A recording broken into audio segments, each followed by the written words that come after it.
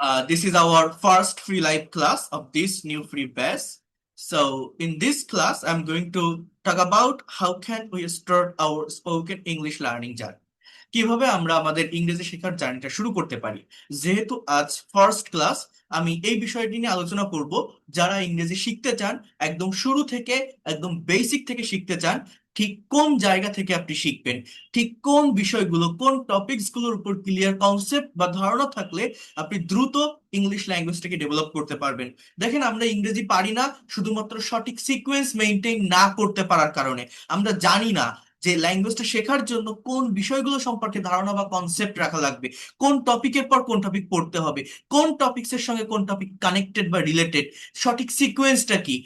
English language একটা chain of command maintain করে, একটার সাথে একটা টপিক কানেক্টেড থাকে, যেটা আমি এইমাত্র বললাম। আপনি যদি ওয়ার্ড না বোঝেন, আপনি সেন্টেন্স বুঝবেন না, আপনি সেন্টেন্স না বুঝলে আপনি টেন্স বুঝবেন না, আপনি টেন্স না বুঝলে আপনি ভয়েস বুঝবেন না। তো কোনটার সাথে কোনটা কানেক্টেড, এইটা আপনাকে আগে বুঝতে হবে। এই সিকোয়েন্স মেনটেন করতে না পারলে সারা জীবন শিখে যেতে হবে। আপনি বিভিন্ন জায়গা থেকে বিভিন্ন কন্টেন্ট থেকে শিখতে থাকবেন, শিখতে থাকবেন, বাট ওই শেখাটা শেষ করতে পারবেন না। শিখতে থাকতেই হবে, নিজের ভিতরে অ্যাকচুয়াল কনফিডেন্টটা পাবেন না যে আমি এখন পুরোপুরি ভাবে ইংরেজি পারি। এটা নিজের কাছে প্রশ্ন করে দেখবেন, এটাই হয়। বাট যদি সঠিক সিকোয়েন্স মেনটেন করতে পারেন, যদি জানেন এই ল্যাঙ্গুয়েজের ভিতর ঠিক কি আছে, ঠিক কোন বিষয়গুলো সম্পর্কে ক্লিয়ার কনসেপ্ট বা ধারণা থাকলে আমি দ্রুত শিখতে পারবো, এটা যদি জানেন বা বুঝতে পারেন, তাহলে within very short time you will be expert and fluent in English. তো যেহেতু ফার্স্ট ক্লাস, আমি আগে এই বিষয়টি নিয়ে কথা বলবো। এখানে 7টি পয়েন্ট নিয়ে আমি আপনাদের সামনে ডিসকাস করব বা আলোচনা করব।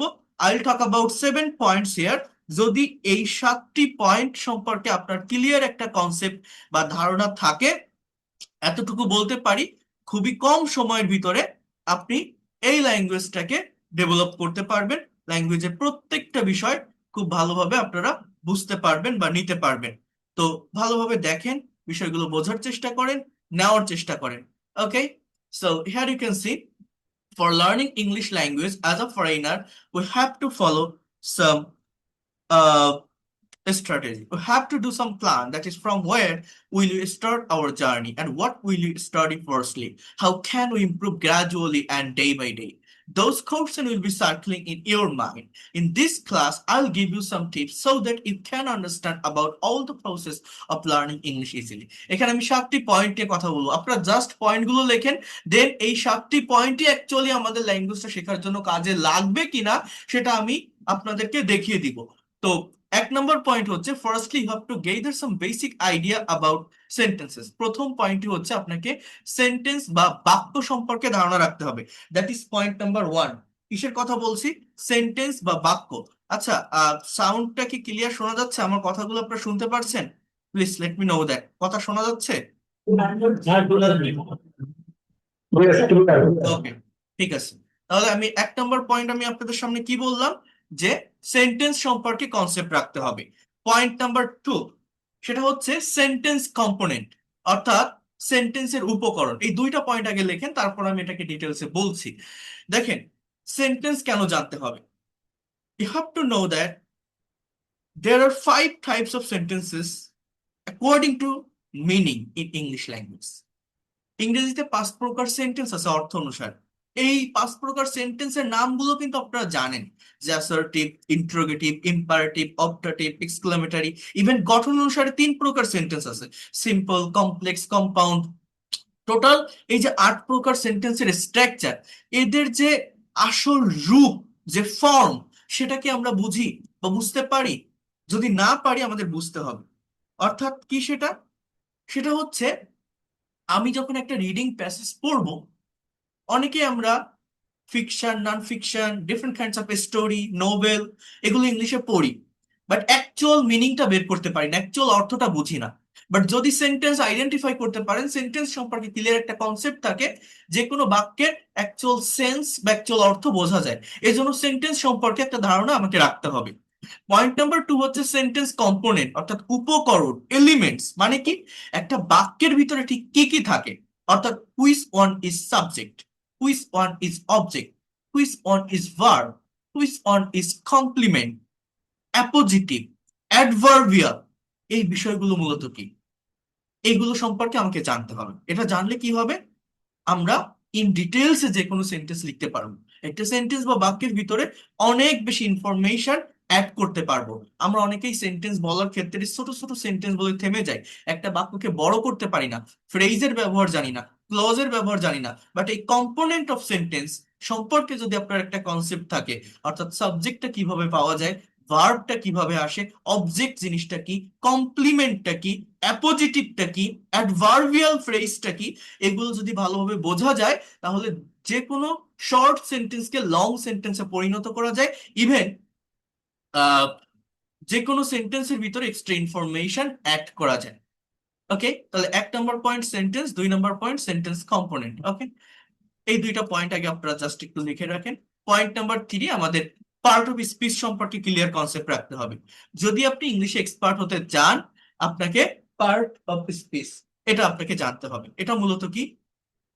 স্পিচ বা কথা।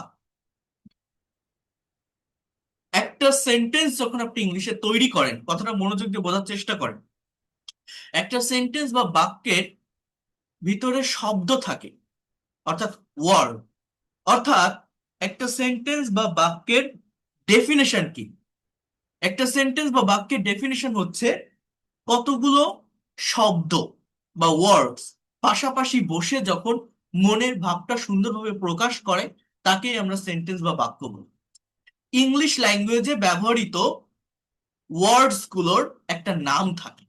প্রত্যেকটা বাক্যে যে শব্দগুলো ব্যবহৃত হয়, ওই শব্দগুলোর একটা নাম থাকে। এই নামগুলো 8 প্রকার পার্ট অফ স্পিচ থেকে আসে, যেটা আপনাকে আইডেন্টিফাই করা শিখতে হবে। এইটা যদি আপনি আইডেন্টিফাই করতে না পারেন, আপনি কোনোভাবেই একটা সেন্টেন্স পড়ে তার অ্যাকচুয়াল মিনিং বের করতে পারবেন না। ইভেন যারা ভোকাবুলারিতে দুর্বল, যারা ভোকাবুলারি ডেভেলপ করতে চান, এই পার্টস অফ স্পিচ ধরে ধরে যদি কেউ ভোকাবুলারি পড়তে পারে, তাহলে দ্রুত ভোকাবুলারি ডেভেলপ করা যায়। আর এইটা যে না বোঝে, ইংলিশ ল্যাঙ্গুয়েজটা তার কাছে অনেক কঠিন মনে হয়। দেখেন এখানে কি বলছে, part of speech is the most important things of English grammar. If you learn part of speech, your 50% grammatical topics will be covered. From every sentence on every word has a particular name. You have to call those words from 8 types of part of speech. If you have clear idea about part of speech, you can easily translate any sentence from English to Bengali, as well as you can understand all the things about the sentences. অর্থাৎ বিষয়টা মূলত কি? আপনি যখনই একটা বাক্য তৈরি করবেন, আপনারা অনেকেই জানেন যে ইংলিশ ল্যাঙ্গুয়েজে পার্ট অফ স্পিচ আছে। এটা একটা টপিক। টোটাল 8 প্রকার পার্ট অফ স্পিচ আছে। এদের নামও আপনি জানেন, যে noun, pronoun, adjective, verb, adverb, preposition, conjunction, interjection, এগুলো পার্ট অফ স্পিচ। কিন্তু এদের প্র্যাকটিক্যাল ইউজটা কোথায়, এইটা আমাদেরকে ভালোভাবে বুঝতে হবে। যারা মনে করেন না যে আমি ইংলিশ গ্রামারে দুর্বল, গ্রামার সম্পর্কে আমার ভালো কনসেপ্ট নেই, তাই হয়তো ইংলিশ ল্যাঙ্গুয়েজটা পারি না, এই গ্রামারটা কি জানেন? এই গ্রামারটা মূলত এই পার্ট অফ স্পিচ। এই পার্ট অফ স্পিচ সম্পর্কে যার কনসেপ্ট থাকে, সে হোল ইংলিশ গ্রামারটা বুঝতে পারে। ইংলিশ গ্রামারটাই হচ্ছে part of speech, part of স্পিচটাই গ্রামার। এর বাইরে যদি গ্রামাটিক্যাল কোনো টপিক থাকেও, for example subject, verb, agreement, modifier, article, determiner, এগুলো সবই এই পার্ট অফ স্পিচের ভিতর থেকে আসে। এটা ভালোভাবে বুঝতে পারলে ল্যাঙ্গুয়েজটা খুবই ভালোভাবে কাভার করা যায়। It's a foundation of English language. এটা আমি একটু যদি আপনাদেরকে দেখাই এবং এর ব্যবহার কতটা গুরুত্বপূর্ণ, আমি আরেকটা কথা বলি। মনে করেন আপনি যারা ইংলিশ নিউজ পেপার পড়েন, আমি জানি না আপনারা পড়ছেন কিনা, ডেইলি স্টার, ডেইলি সান, এই নিউজ পেপার গুলো দেখবেন অনেক হার্ড ভোকাবুলারি ব্যবহার করে। যারা বিসিএস, ব্যাংক জবের প্রিপারেশন নেয়, তারা নিউজ পেপারের ভোকাবুলারি গুলো পড়ে বা সেগুলো ট্রান্সলেট করার চেষ্টা করেন। দেখছেন না নিউজ এডিটোরিয়াল? তো একটা নিউজ পেপার যখন আপনি অ্যানালাইসিস করতে যাবেন, দেখবেন অনেক বড় বড় সেন্টেন্স থাকে। একটা সেন্টেন্সের ভিতর ফ্রেজের ব্যবহার থাকে, ক্লজের ব্যবহার থাকে, আই মিন কমপ্লেক্স বা কম্পাউন্ড সেন্টেন্স থাকে। এখন মনে করেন 3-4 লাইনের একটা বাক্য, যে বাক্যটা আপনি ইংলিশে রিডিং পড়লেন, বাট বাংলা অর্থটা বুঝতে পারছেন না। এখন বাংলা অর্থ বুঝতে না পারার মেইন রিজন কি? আমি ভোকাবুলারি জানি না, ভোকাবুলারি সম্পর্কে আমার কনসেপ্ট নেই, তাই আমি বাংলা অর্থ পারছি না, তাই না? কিন্তু মনে করেন একটা বাক্যের ভিতরে 15টা ওয়ার্ড আছে, আপনি 10টা ওয়ার্ড পারেন, 5টি ওয়ার্ড পারেন না। এই 5টি ওয়ার্ড না পারার কারণে আপনি ওই বাক্যটার অর্থ বের করতে পারছেন না। এখন আপনি 5টি ওয়ার্ড আপনার মোবাইলে ডিকশনারি আছে বা যে কোনো জায়গা থেকে আপনি মনে করেন সার্চ করলেন, ওয়ার্ডের মিনিংটা পেয়ে গেলেন, আপনারা দেখবেন তো মিনিং পেলেই কি একটা সেন্টেন্স বা বাক্যের অ্যাকচুয়াল অর্থ বের করা সম্ভব হয়, বের করা যায়? দেখবেন অনেক ক্ষেত্রে সেটা পসিবল হয় না, অনেক ক্ষেত্রে সেটা সম্ভব হয় না। এটা মেইন রিজন কি জানেন? এর মেইন রিজন হচ্ছে পার্ট অফ স্পিচ সম্পর্কে কনসেপ্ট না থাকা। কিন্তু আপনি বাংলা অর্থ জানেন না, বাট যদি পার্ট অফ স্পিচ আইডেন্টিফাই করতে পারেন, যদি বুঝতে পারেন কোন ওয়ার্ডের সাথে কোন ওয়ার্ড কানেক্টেড বা রিলেটেড, তাহলে অর্থ না জানলেও ওই বাক্য মূলত কি বোঝাতে চাচ্ছে, অ্যাকচুয়াল সেন্সটা কি, অর্থটা কি, এটা বের করে নিয়ে আসা যায়। এই পার্ট অফ স্পিচ এতটাই গুরুত্বপূর্ণ। আমি একটা সেন্টেন্স আপনাকে দেখাই, তাহলে আপনারা বুঝতে পারবেন। আমি একটা ব্ল্যাঙ্ক পেজে আসি, here you can see, just try to understand here, একটু বোঝার চেষ্টা করেন এই জায়গাটাতে। হ্যাঁ, আমি দেখাচ্ছি আপনাদেরকে, সবাই একটু এই জায়গাটাতে মনোযোগ দেওয়ার চেষ্টা করেন। Just wait a minute. দেখেন, যে কথাটা বলছি, মনে করেন আমি যদি এরকম একটা সেন্টেন্স বলি, he plays football in the field, সে মাঠে ফুটবল খেলে, সে মাঠে ফুটবল খেলে, he plays football in the field. এই যে বাক্যটা আমি লিখলাম, আমি পার্ট অফ স্পিচ মানে কি বলছি, একটা সেন্টেন্স যখন আমি লিখছি, এই সেন্টেন্সে ব্যবহৃত প্রত্যেকটা প্রত্যেকটা ওয়ার্ড এর একটা নাম আছে। যেমন এই হি, এই শব্দটা আমার একটা প্রোনাউন। এই যে প্লেস, এই শব্দটা আমার একটা ভার্ব। এই ফুটবল, এই শব্দটা আমার একটা নাউন। এই যে অন, এই অন হচ্ছে আমার একটা প্রেপোজিশন। এই যে দা, এটা হচ্ছে একটা অ্যাডজেক্টিভ। আমরা এ এর দিকে আর্টিকেল বলি, বাট পার্ট অফ স্পিচের ভিতর আর্টিকেল বলে কিছু নেই, আর্টিকেল বা ডিটারমিনার অ্যাডজেক্টিভ থেকে বের হয়। এই যে ফিল্ড, এটা অ্যাজ এ ওয়ার্ড একটা নাউন। তো এই যে প্রত্যেকটা ওয়ার্ডের আমি নাম বললাম, এই নাম বলাটা আমাকে শিখতে হবে, অর্থাৎ হি plays football on the field. এই যে বাক্যটা আমি লিখলাম, বাক্যে ব্যবহৃত যে শব্দগুলো আছে, এই শব্দগুলোর একটা নাম আছে। এই নাম আইডেন্টিফাই যে করতে পারে, সে যে কোনো সেন্টেন্স পড়ে, যে কোনো প্যাসেজ পড়ে রিড আউট করে তার অ্যাকচুয়াল অর্থ বুঝতে পারে বা বের করতে পারে। এই জন্য এটা দরকার। এরপর আমি আরেকটা কথা বলি, এই পার্ট অফ স্পিচ কখনো মুখস্থ রাখা যায় না। এর সব থেকে মেইন প্রবলেম হচ্ছে এইটা। অর্থাৎ আপনি যে মুখস্থ করবেন এই শব্দগুলোই নাউন, এই শব্দগুলোই ভার্ব, এই শব্দগুলোই অ্যাডজেক্টিভ, আহ এইভাবে হয় না, এটা অবস্থান ভেদে পরিবর্তন হয়। এই জন্য সেন্টেন্সে এদের ডেফিনেশন এবং অবস্থান, প্লেস বা পজিশন, এটা বুঝতে হয়। কেমন সেটা? মনে করেন দিস ইজ আ ম্যাঙ্গো, এটা একটা আম। এই যে বাক্যটা আমি লিখলাম, এই ম্যাঙ্গো শব্দটা একটা নাউন, একটা ফলের নাম। কিন্তু আমি যদি আরেকটা বাক্য এইভাবে লিখি, this is a mango tree, এই বাক্যে ম্যাঙ্গোটা অ্যাডজেক্টিভ, এই ট্রিটা নাউন, এটা একটা আম গাছ। এই ট্রিকে মডিফাই করছে ম্যাঙ্গো শব্দটা। তাহলে দেখেন, আগের বাক্যে যে ওয়ার্ডটা নাউন ছিল, সেই সেম ওয়ার্ড, কোনো স্পেলিং এরও পরিবর্তন হয়নি, পরের বাক্যে হয়ে গেছে অ্যাডজেক্টিভ। সো এইভাবে পার্ট অফ স্পিচের পরিবর্তন হয়, আর পরিবর্তন হওয়ার কারণে অর্থের পরিবর্তন হয়ে যায়।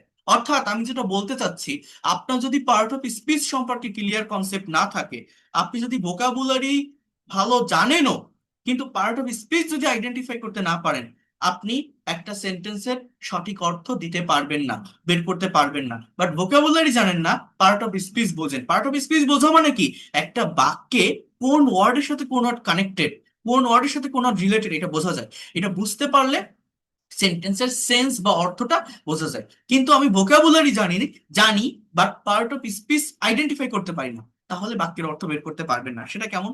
দেখেন, আপনারা ইংলিশ ল্যাঙ্গুয়েজে এই পার্ট অফ স্পিচের পাশাপাশি জেরান্ড ইনফিনিটিভ পার্টিসিপল নামে একটা টপিকের নাম শুনছেন, যেটা নিয়ে অনেকেই কনফিউশনে থাকেন, অনেকেই টপিকটা ভালোভাবে বোঝেন না। এইটা নিয়ে যদি আমি একটু কথা বলি, বোঝার চেষ্টা করেন, আমি কিন্তু একদম বেসিক থেকে কথা বলছি, ল্যাঙ্গুয়েজের ফাউন্ডেশনটা কি, ভিত্তিটা কি, আমরা ইংরেজি কেন পারি না, কোন জায়গাগুলো সম্পর্কে কনসেপ্ট রাখতে হবে, এইটা আগে আমি দেখাই। তারপর এগুলোকে কিভাবে প্র্যাকটিক্যালি ব্যবহার করবেন, অ্যাপ্লাই করবেন, সেটাও দেখাবো। তো দেখেন, আমি একটা কথা বলি, মনে করেন ওয়াক। আমি যদি আপনাকে বলি যে এই শব্দটা কোন পার্ট অফ স্পিচ, আপনি এক কথায় বলবেন যে এটা একটা ভার্ব, রাইট? এই শব্দটা কি, আপনি কি বলবেন? ভার্ব। আমি যদি একটা বাক্য লিখি, হি ইজ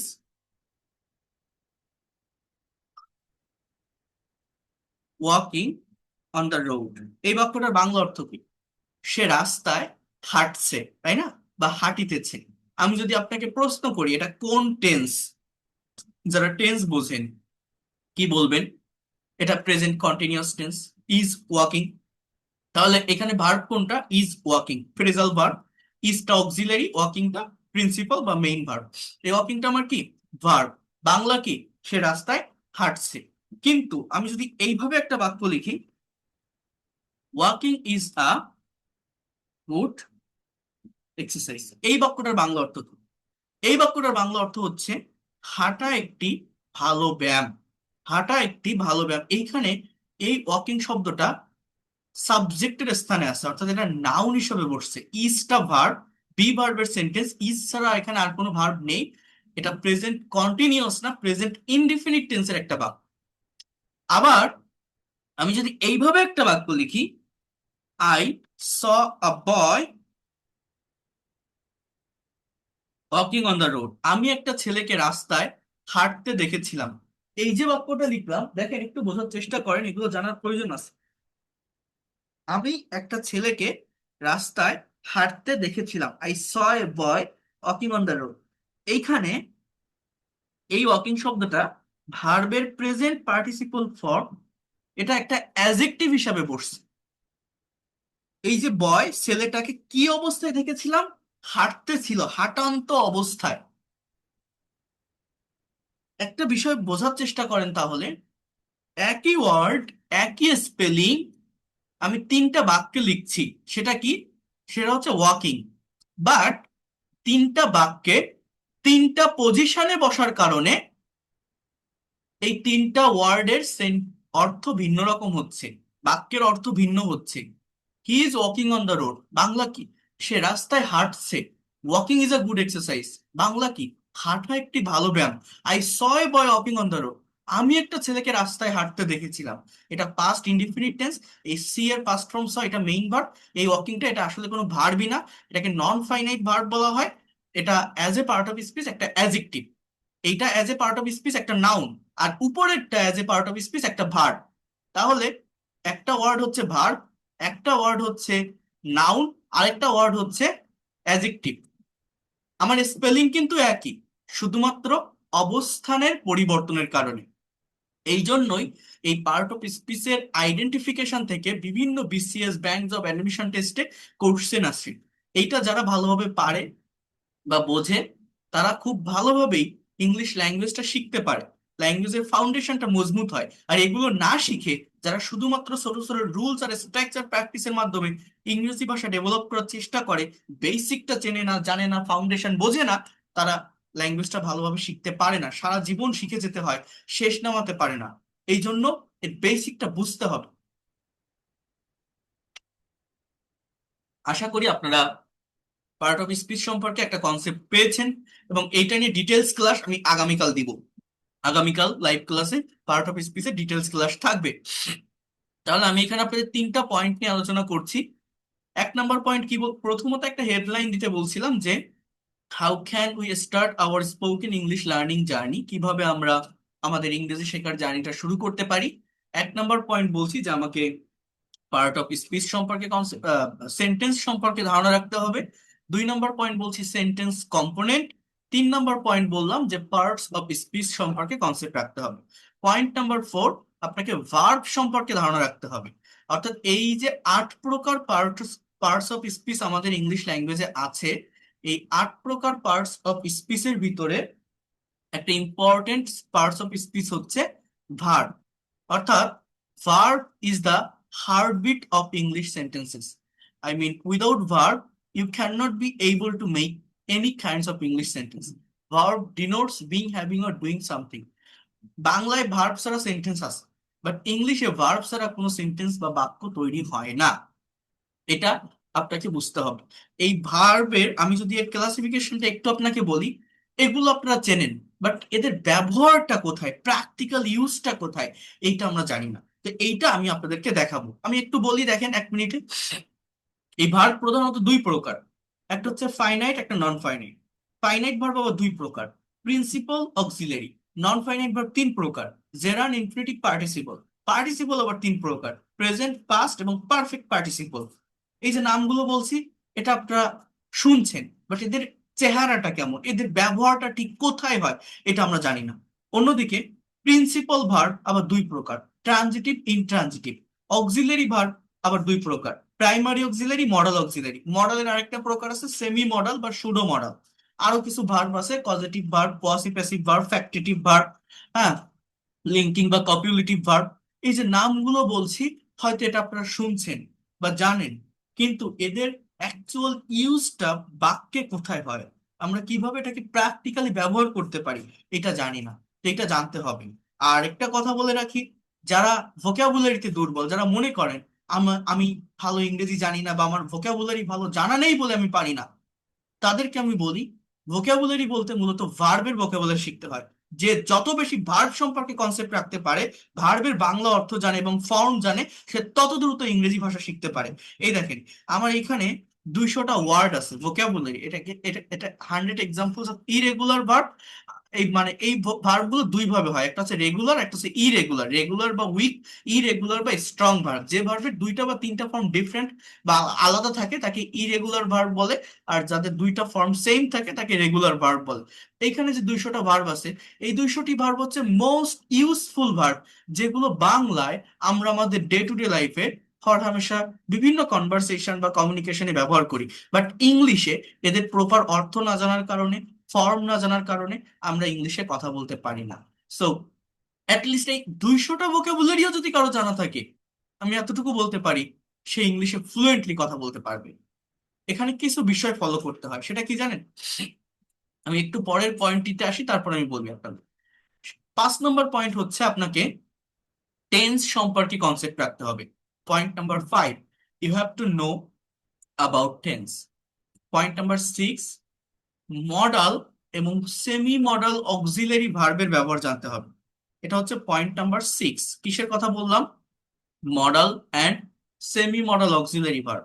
আরেকটা পয়েন্ট আমি বলি 7, সেটা হচ্ছে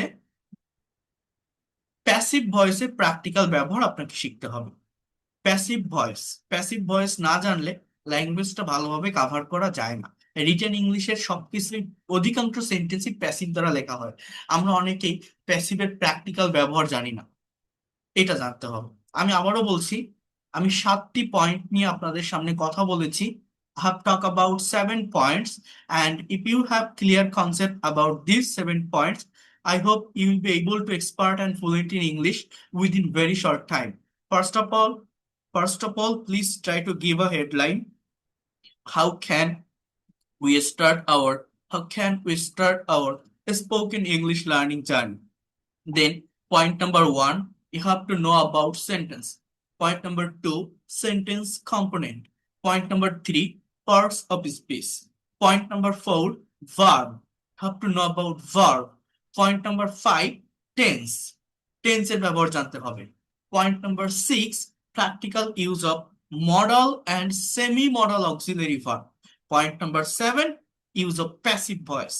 Modal and semi-modal, then passive voice. এই 7টি পয়েন্ট সম্পর্কে যদি আপনার ক্লিয়ার কনসেপ্ট থাকে, আপনি খুব কম সময়ের ভিতরে ইংলিশে এক্সপার্ট হতে পারবেন।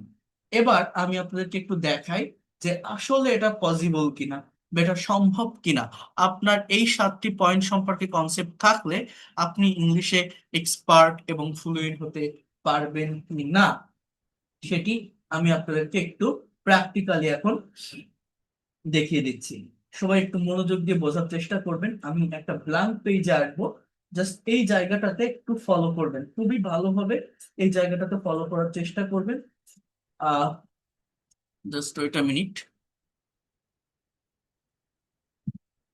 হ্যাঁ, দেখেন, একটা কথা আপনাদেরকে আমি বলি, এই জায়গাটা খুবই ভালোভাবে বুঝবেন, কিন্তু আমি প্র্যাকটিক্যালি দেখিয়ে দিচ্ছি। এটা যদি একটু ধৈর্য নিয়ে আপনারা দেখতে পারেন, আমি এতটুকু বলতে পারি, আপনার সময়টা বৃথা যাবে না।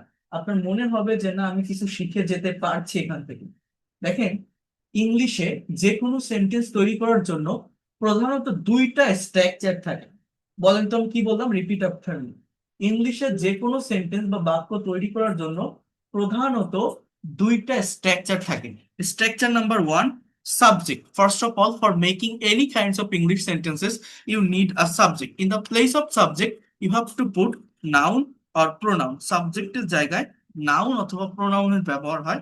এরপরে ভার্ব বসবে, এরপরে এক্সটেনশন, এক্সটেনশন নট অবজেক্ট। আমরা অনেকেই বলি subject plus verb plus object, but স্ট্রাকচারটা হচ্ছে তেমন না। Subject plus verb plus object না, subject plus verb plus extension. আমি যেটা বলছি subject plus verb plus extension. In the place of extension you have to put object. এই এক্সটেনশনের জায়গায় আপনার অবজেক্ট বসতে পারে, অথবা কমপ্লিমেন্ট বসতে পারে, অথবা অ্যাডভার্বিয়ালস বসতে পারে। এই যে একটা স্ট্রাকচার লিখলাম, মোস্ট অফ দ্য টাইম প্রায় 90% ইংরেজি বাক্যগুলো এই স্ট্রাকচার মেনটেন করে তৈরি হয়। এই যে স্ট্রাকচারটা আমি লিখলাম, এইখান থেকে অন্য সব সেন্টেন্স হয়, সেটা ইন্টারোগেটিভ হোক, সেটা এক্সক্লামেটরি হোক, সেটা অপটাটিভ হোক, যেটাই আপনি করেন না কেন সেটা এই জায়গাটা থেকেই বের হবে।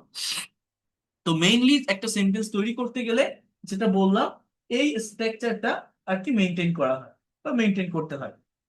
এরপর একটা বিষয় একটু বলছেন বা নেওয়ার চেষ্টা করেন। দেখেন আমি যে কথাটা বলছি, try to understand here, try to follow me. যে কথাটা আমি বলছি সেটা হচ্ছে, এই যে স্ট্রাকচারটা লিখলাম এটা ছাড়া আরেকটা স্ট্রাকচার আছে, সেটা হচ্ছে ইট অথবা there plus verb plus subject plus extension, এইভাবে আরেকটা স্ট্রাকচার থাকে। তো এটা একটা পার্টিকুলার জায়গায় ব্যবহৃত হয়, এটার উপর আলাদা একটা ক্লাস আছে, সেখানে আমি দেখাবো। মেইনলি এই যে উপরে যে স্ট্রাকচারটা লিখলাম, এইটা দিয়েই ইংলিশের যে কোনো সেন্টেন্স বা যে কোনো বাক্য আমাদের তৈরি হয়।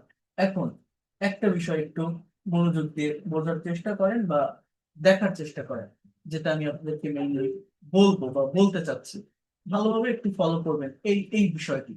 সাবজেক্টটা মূলত কি দেখেন, একটা কথা যখন বলা হয়, একটা কাজ যখন করা হয়, কেউ তো একজন করে, কেউ তো একজন বলে, অর্থাৎ একটা সেন্টেন্স বা বাক্যের সাবজেক্ট কি হতে পারে?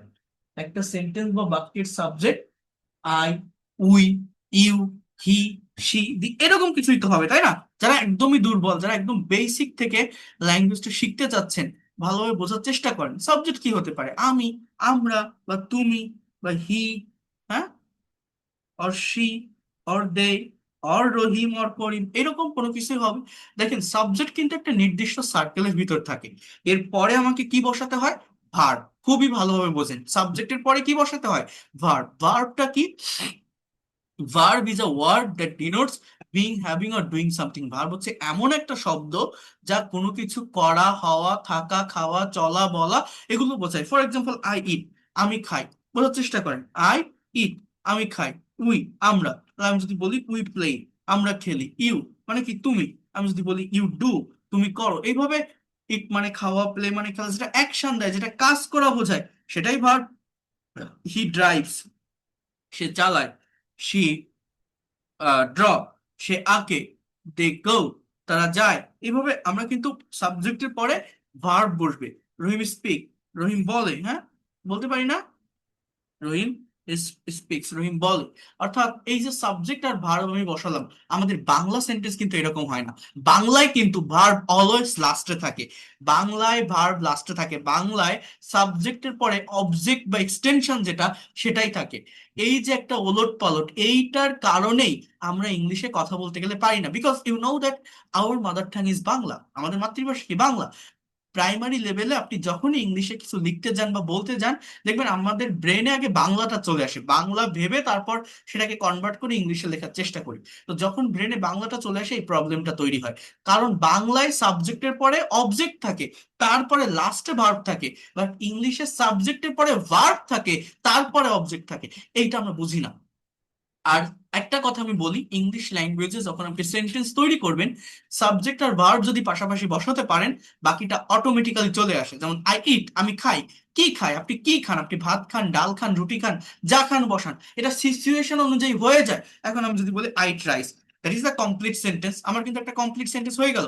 এখানে অনেকগুলো বিষয় বোঝার আছে, আমি এক এক করে দেখাচ্ছি, একটু মনোযোগ দেন। উই প্লে, আমরা খেলি। উই প্লে ফুটবল, আমরা ফুটবল খেলি। আপনি ফুটবল খেলেন, ক্রিকেট খেলেন, লুডো খেলেন। দেখেন এটা সাবজেক্ট আর ভার্ব, আমি আবারও বলছি, যদি সাবজেক্ট আর ভার্ব পাশাপাশি বসানো যায়, বাকিটা অটোমেটিক্যালি চলে আসে। ইউ ডু, তুমি করো। কি করো? ডু দা ওয়ার্ক, তুমি কাজ করো।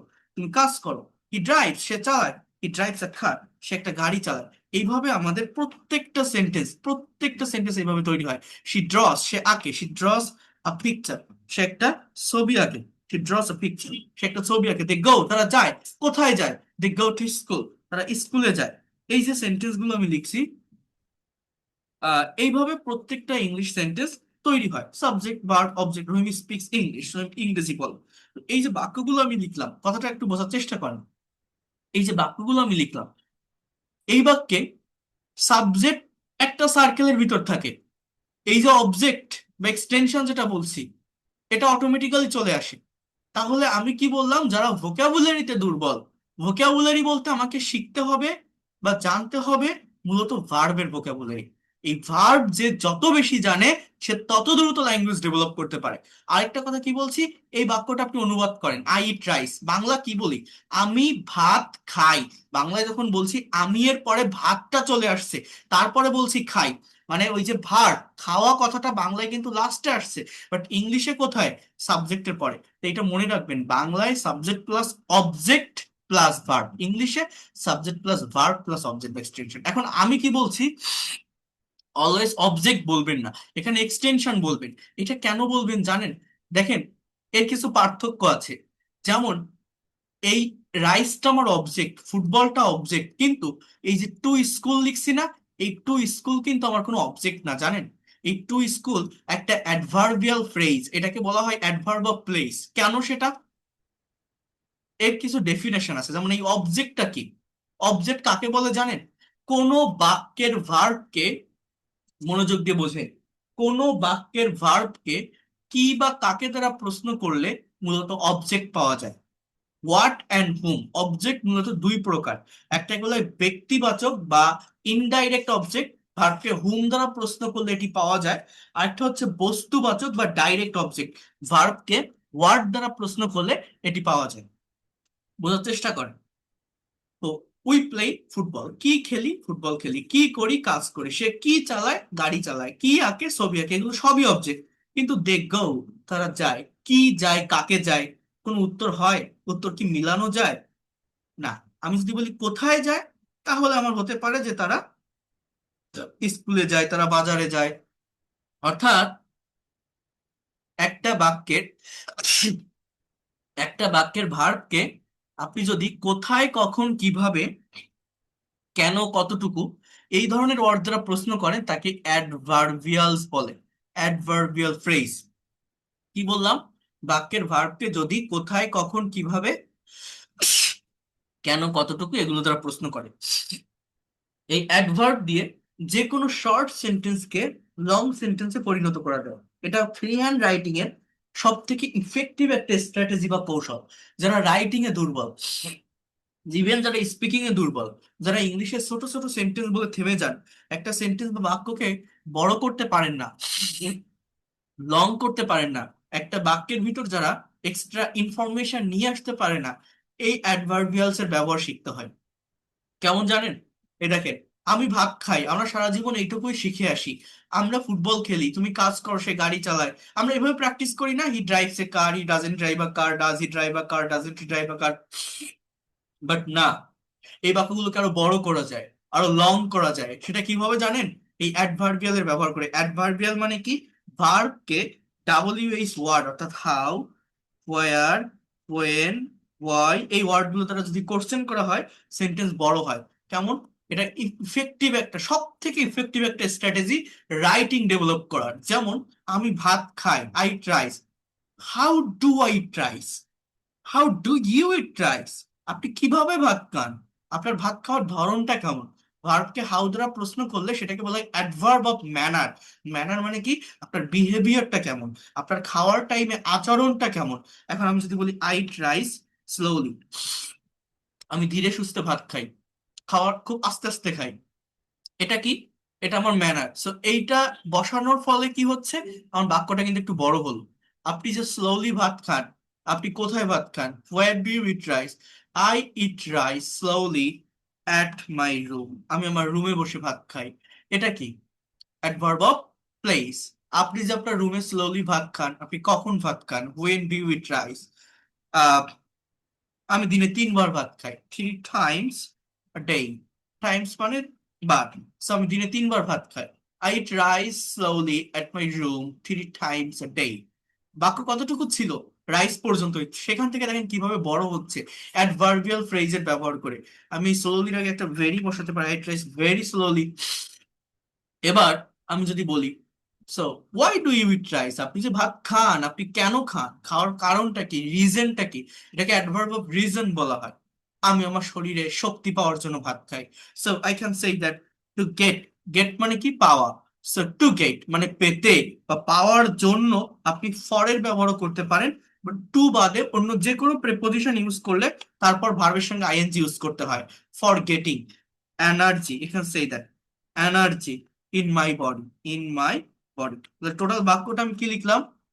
I eat rice very slowly at my room 3 times a day to get energy or for getting energy in my body. So এখানে এই very slowly টা হচ্ছে adverb of manner, at my room adverb of place, 3 times a day adverb of time, to get or for getting energy adverb of reason. So in this way, you can make long English sentences from short sentence. বাক্যটা কতটুকু ছিল? Rice পর্যন্তই। সেইখান থেকে একটা simple সেন্টেন্সকে, একটা simple বাক্যকে দেখেন কত বড় করে ফেললাম। কিভাবে ফেললাম? জাস্ট ডাব্লিউএইচ ওয়ার্ড দ্বারা ভার্বকে কোশ্চেন করে। এটাই ট্রিক্স, এটাই ম্যাজিক, এটাই স্ট্র্যাটেজি বা টেকনিক। এই জন্যই একজন টিচারের কাছে আসতে হয়, তাহলে ল্যাঙ্গুয়েজটাকে ভালোভাবে কাভার করা যায়। এটা কোনো বই পড়ে ওইভাবে শেখা যায় না।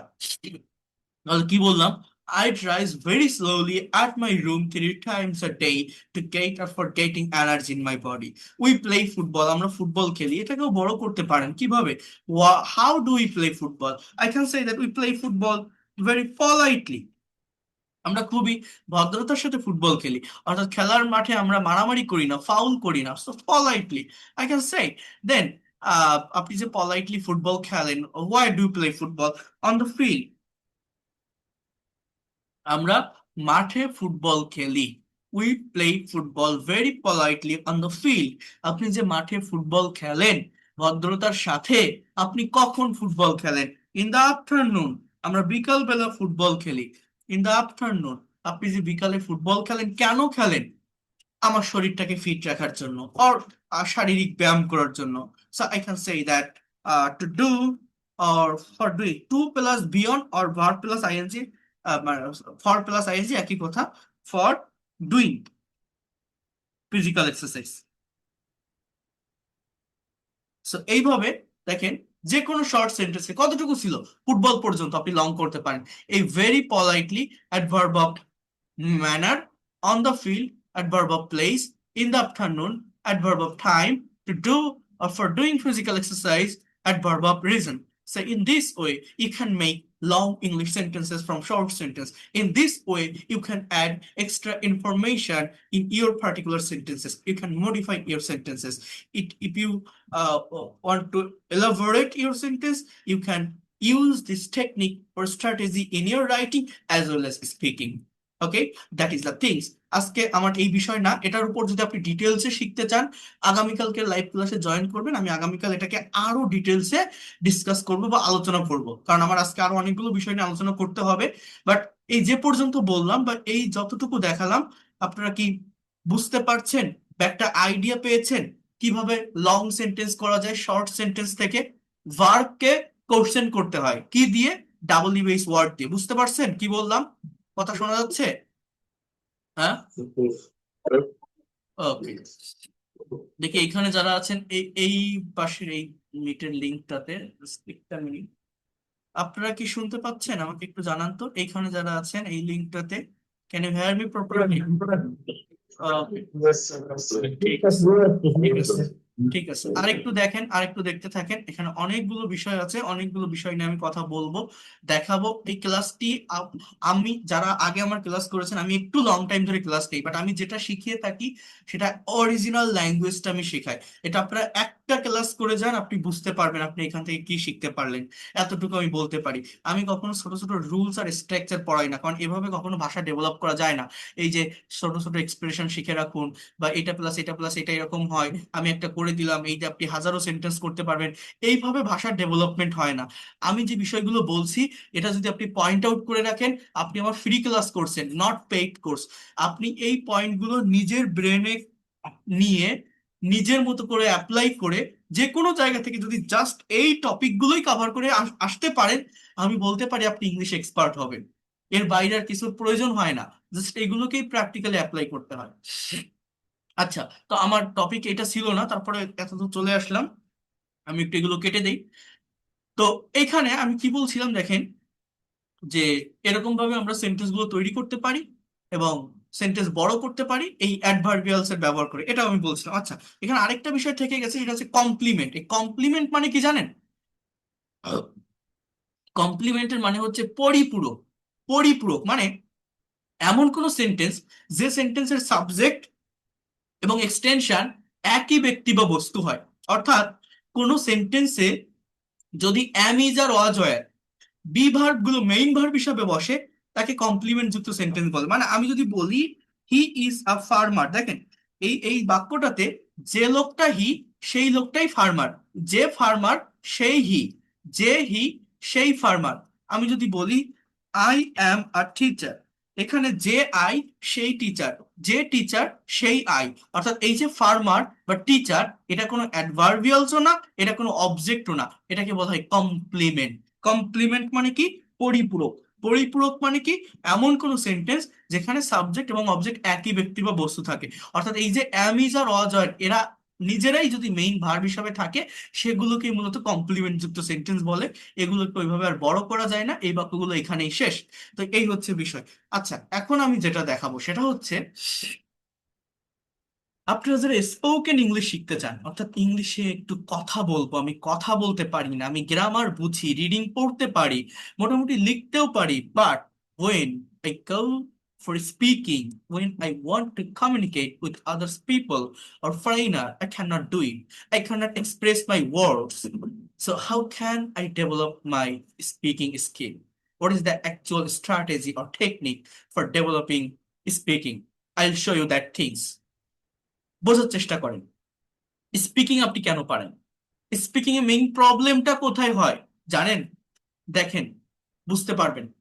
এই যে বাক্যগুলো এখানে লেখা আছে না, আমি যদি আপনাকে বলি এই বাক্যগুলো কোন টেন্সে লেখা আছে, আপনি কি বলবেন? যারা টেন্স বোঝেন, এই প্রত্যেকটা বাক্য প্রেজেন্ট ইনডিফিনিট টেন্সে লেখা আছে। প্রেজেন্ট ইনডিফিনিট মানে কি? সাবজেক্টের পর ভার্বের প্রেজেন্ট ফর্ম বসে। ডেফিনেশনটা কি? কোন একটা কাজ অ্যাজ ইউজুয়াল হয়, রেগুলার ওয়েতে হয়, প্রতিদিন কেউ কোনো কাজ করে, তাকে প্রেজেন্ট ইনডিফিনিট টেন্স বলে। অর্থাৎ এই বাক্যগুলোকে আমি যদি অর্থ করি, আমি ভাত খাই, আমরা ফুটবল খেলি, তুমি কাজ করো, সে গাড়ি চালায়, সে ছবি আঁকে, অর্থাৎ অ্যাজ ইউজুয়াল কেউ কোনো কাজ করে, অ্যাজ ইউজুয়াল কোন একটা কাজ হয়, রেগুলার কোনো ওয়ার্ড বা হ্যাবিচুয়াল কোনো ওয়ার্ড, রাইট? কিন্তু বোঝার চেষ্টা করেন, আপনি যখন প্র্যাকটিক্যালি কারোর সঙ্গে কমিউনিকেশন বা কনভারসেশন করতে যাবেন, একটা নির্দিষ্ট টাইমের উপর আপনার কথাকে রেখে কিন্তু আপনি এগোতে পারবেন না। প্র্যাকটিক্যাল কনভারসেশনে সময়ের পরিবর্তন করতে হয়, টাইমের পরিবর্তন করতে হয়। এই পরিবর্তনটা আমরা ইনস্ট্যান্টলি করতে পারি না বলেই ইংলিশ পারি না। আমরা স্পিকিং এ দুর্বল। কেউ কি বোঝেন আমি কি বললাম?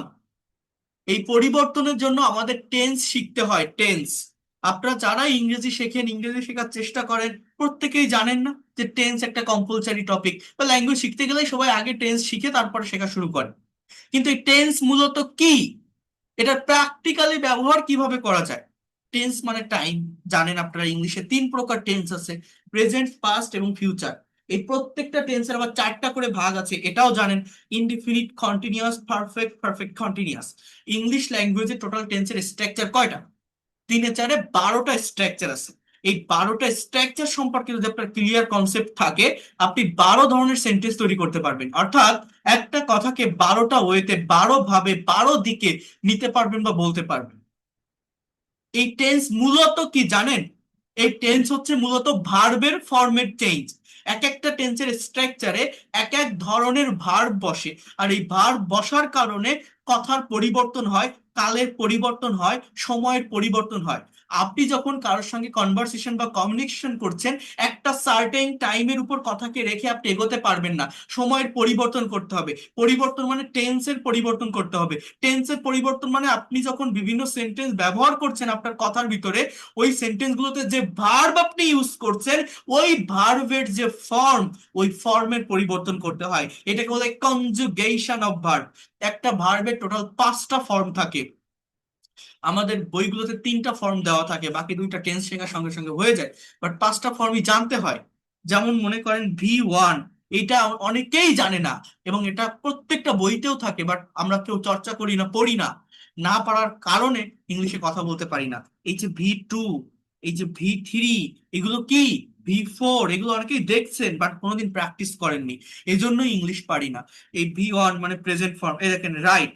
এই রাইট মানে কি, লেখা। এর পাস্ট ফর্ম রোড, এর past participle written.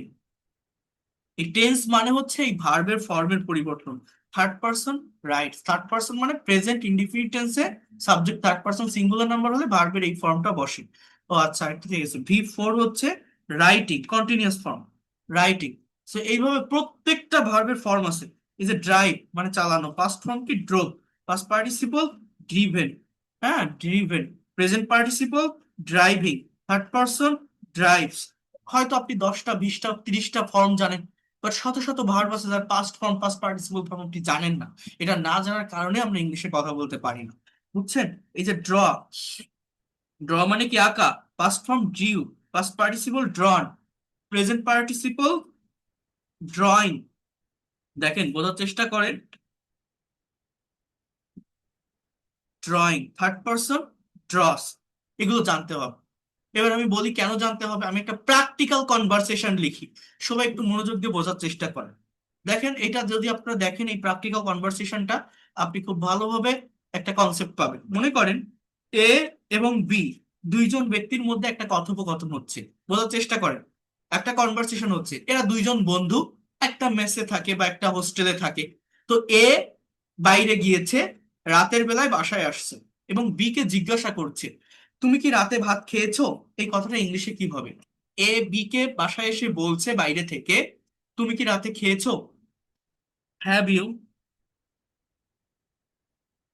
Eaten rice? তুমি কি ভাত খেয়েছো অ্যাট নাইট, রাতে? Have you eaten rice at night? এটা কে বললো? এ বললো। কাকে? বি কে। বি উত্তর দিচ্ছে, আমি খাইনি, I have not eaten rice. এরপর বি আবার উল্টে একে প্রশ্ন করছে যে তুমি কি এখন খাইতেছো, বা তুমি কি এখন খাইতে যাচ্ছ? অর্থাৎ আর ইউ ইটিং রাইস নাও? কে বলছে? বি। কাকে? এ কে। তুমি কি এখন খাইতেছো? আর ইউ ইটিং রাইস নাও? এখন এ বলছে, আমি সকালে খেয়েছিলাম, এখন খাবো না। কি বললো? আমি সকালে খেয়েছিলাম, অর্থাৎ I ate rice in the morning, I will not eat now. আমি এখন খাবো না, I will not eat now. এই যে এ এবং বি এর ভিতরে একটা শর্ট কনভারসেশন আমি তৈরি করলাম। বোঝার চেষ্টা করেন, এই শর্ট কনভারসেশনের মধ্যে প্রত্যেকটা বাক্যে আমি একটা কমন ভার্ব ইউজ করছি, সেটা হচ্ছে ইট। এই ইট মানে কি? ইট মানে হচ্ছে আমরা জানি খাওয়া, কিন্তু দেখেন এই ইট শব্দটাকে আমি কোথাও লিখছি ইটেন, কোথাও লিখছি ইটিং, কোথাও লিখছি ATE এট, কোথাও লিখছি উইল ইট বা উইল নট ইট। অর্থাৎ এই যে ইট কথাটাকে ইটেন ইটিং এট উইল ইট আমি লিখলাম, এইটা কেন লিখলাম? কারণ আমি যে দুইজনের ভিতরে যে কনভারসেশনটা করলাম, বিভিন্ন টাইমে আমি কথা বলছি। কখনো বলছি তুমি কি খেয়েছো, না আমি খাচ্ছি, বা তুমি কি খাইতেছো, না আমি খেয়েছিলাম, আমি খাবো না। তো এই যে খাওয়া কথাটাকে বিভিন্ন টাইমে আমি নিয়েছি, এই টাইমে নেওয়ার কারণে আমার টেন্সের পরিবর্তন করতে হয়েছে। এই টেন্সের পরিবর্তন মানে কি? ভার্বের ফর্মের পরিবর্তন। আমরা অনেকেই আছি টেন্স পড়ি, টেন্সের স্ট্রাকচার মুখস্থ করি বা প্র্যাকটিস করি, কিন্তু প্র্যাকটিক্যালি যখন একটা কথা আমি ভাবি, প্র্যাকটিক্যালি যখন একটা কথা আমি ইংলিশে বলতে যাই, আমি পারি না। কেন পারি না জানেন? এই টেন্স মেনটেন করে যেটা আমার দরকার, সেটাই তো আমি ইউজ করতে পারি না। টেন্স মানে কি? ভার্বের ফর্মের চেঞ্জ। আমি একটা কথা বললাম, সেই কথার সঠিক ভার্বের ফর্ম যদি আমি না জানি, যদি ইনস্ট্যান্টলি সেই টাইম অনুযায়ী ইউজ করতে না পারি, তাহলে কি আমার বাক্য কারেক্ট হবে কোনোভাবে? হবে না। তো আপনাকে তো জানতে হবে এই ইট এর পাস্ট ফর্ম এট, এর পাস্ট পার্টিসিপল ইটেন, এর প্রেজেন্ট পার্টিসিপল ইটিং, এইগুলো ভালোভাবে জানতে হয়। ইটিং এর থার্ড পারসন, আমার যারা পেইড কোর্সের স্টুডেন্ট থাকে তাদেরকে আগে ভার্বের ফর্ম খাতায় লেখায়, তারপর ইংরেজি শেখানো শুরু করি। ভার্বের ফর্ম না জানলে, ভার্বের ফর্ম সম্পর্কে কনসেপ্ট না থাকলে ইংরেজি ভাষা কখনোই ভালোভাবে শেখা যায় না, ভালোভাবে ডেভেলপ করা যায় না, এটা শিখতে হয়।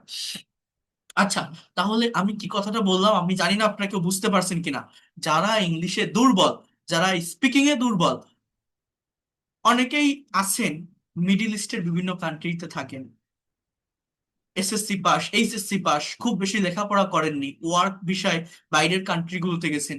অনেকে বলে যে স্যার আপনারাই বলেন, আমি ইংরেজি শিখতে চাই, আমি তেমন পারি না, তেমন জানি না, বাংলায় যেমন কথা বলি প্র্যাকটিক্যালি কি ইংলিশে এরকম কথা বলতে পারবো না, ঠিক কোন ভোকাবুলারি গুলো শেখা লাগবে?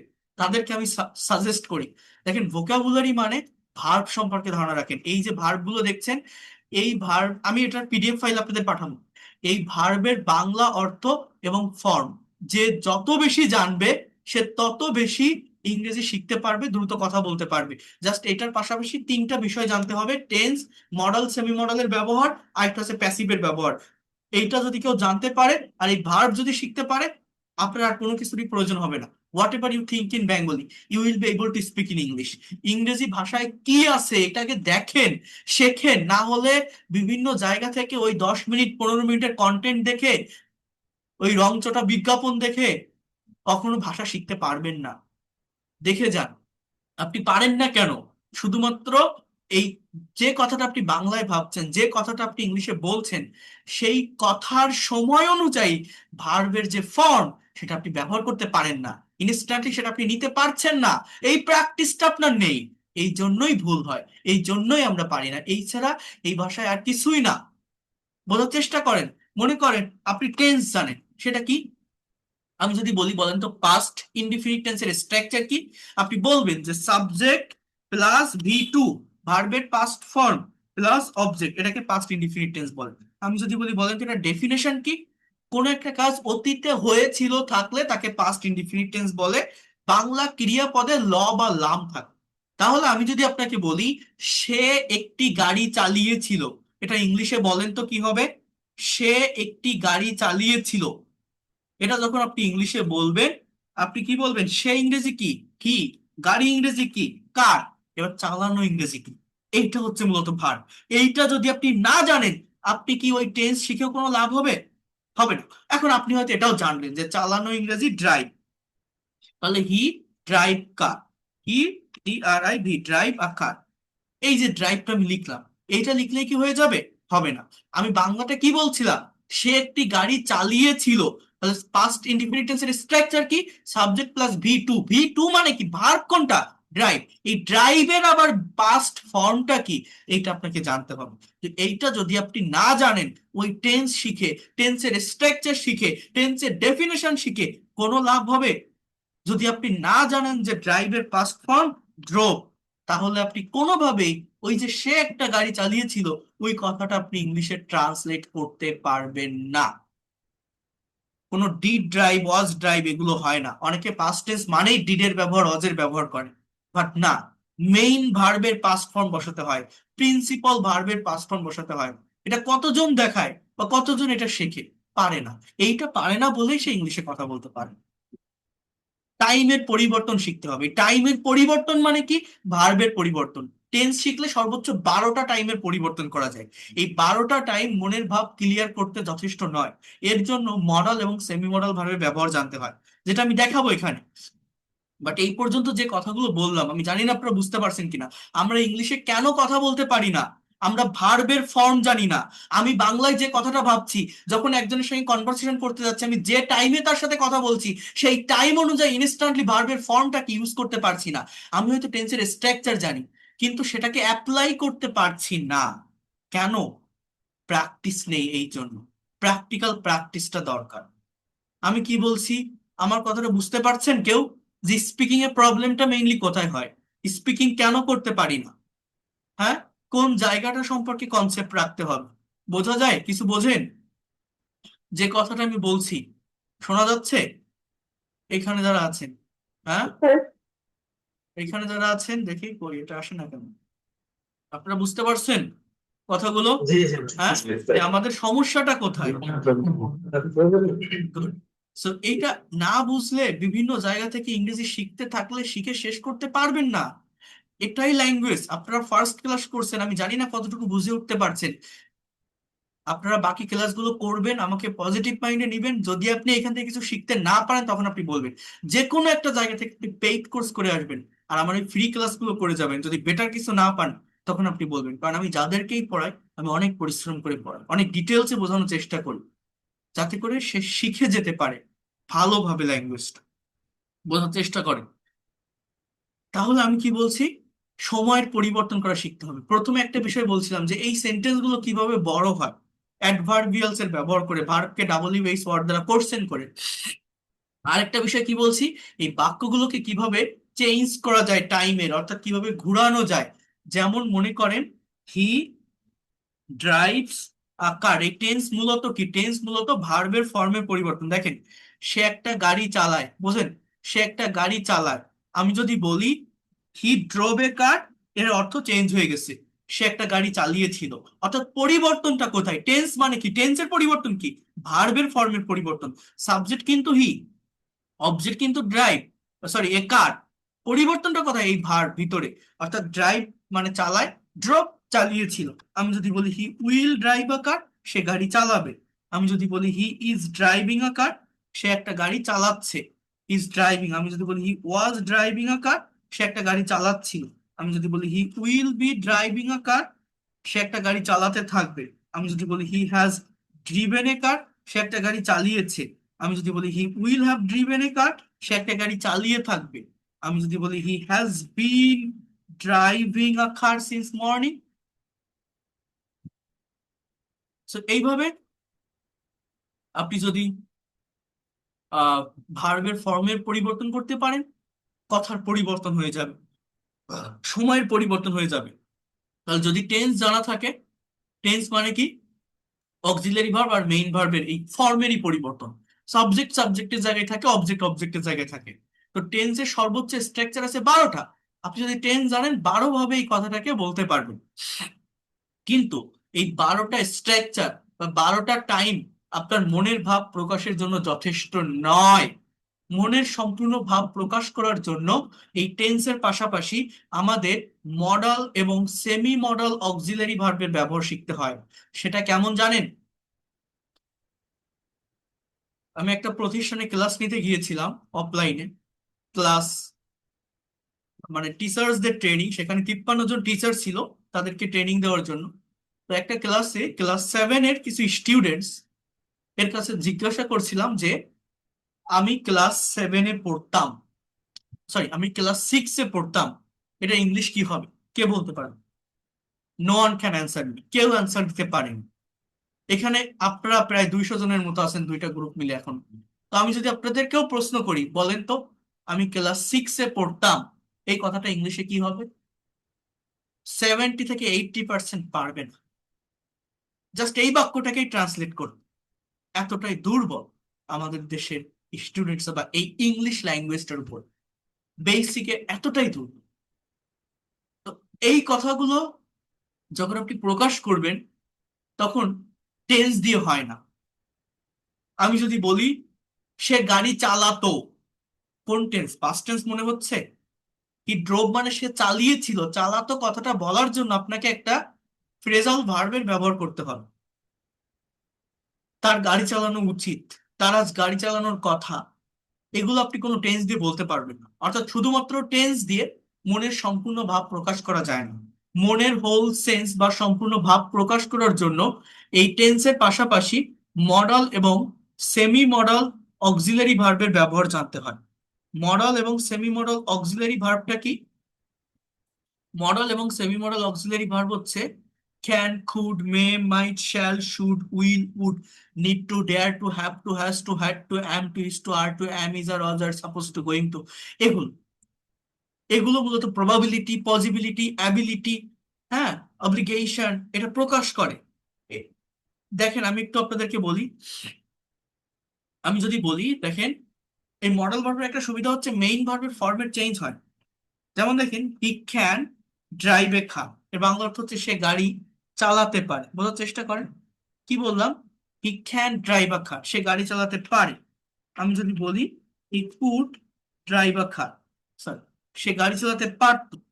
He should drive a car, তার গাড়ি চালানো উচিত। He would drive a car, সে গাড়ি চালাতো, বা he use to drive a car, সে গাড়ি চালাতে অভ্যস্ত ছিল। হ্যাঁ, he must drive a car, সে অবশ্যই গাড়ি চালাবে। হি ইজ টু এটাকে সেমি মডাল বা সুডো মডাল বলে। ড্রাইভ আ কার, তাকে গাড়ি চালাতে হয়। He is suppose to drive a car, তার গাড়ি চালানোর কথা।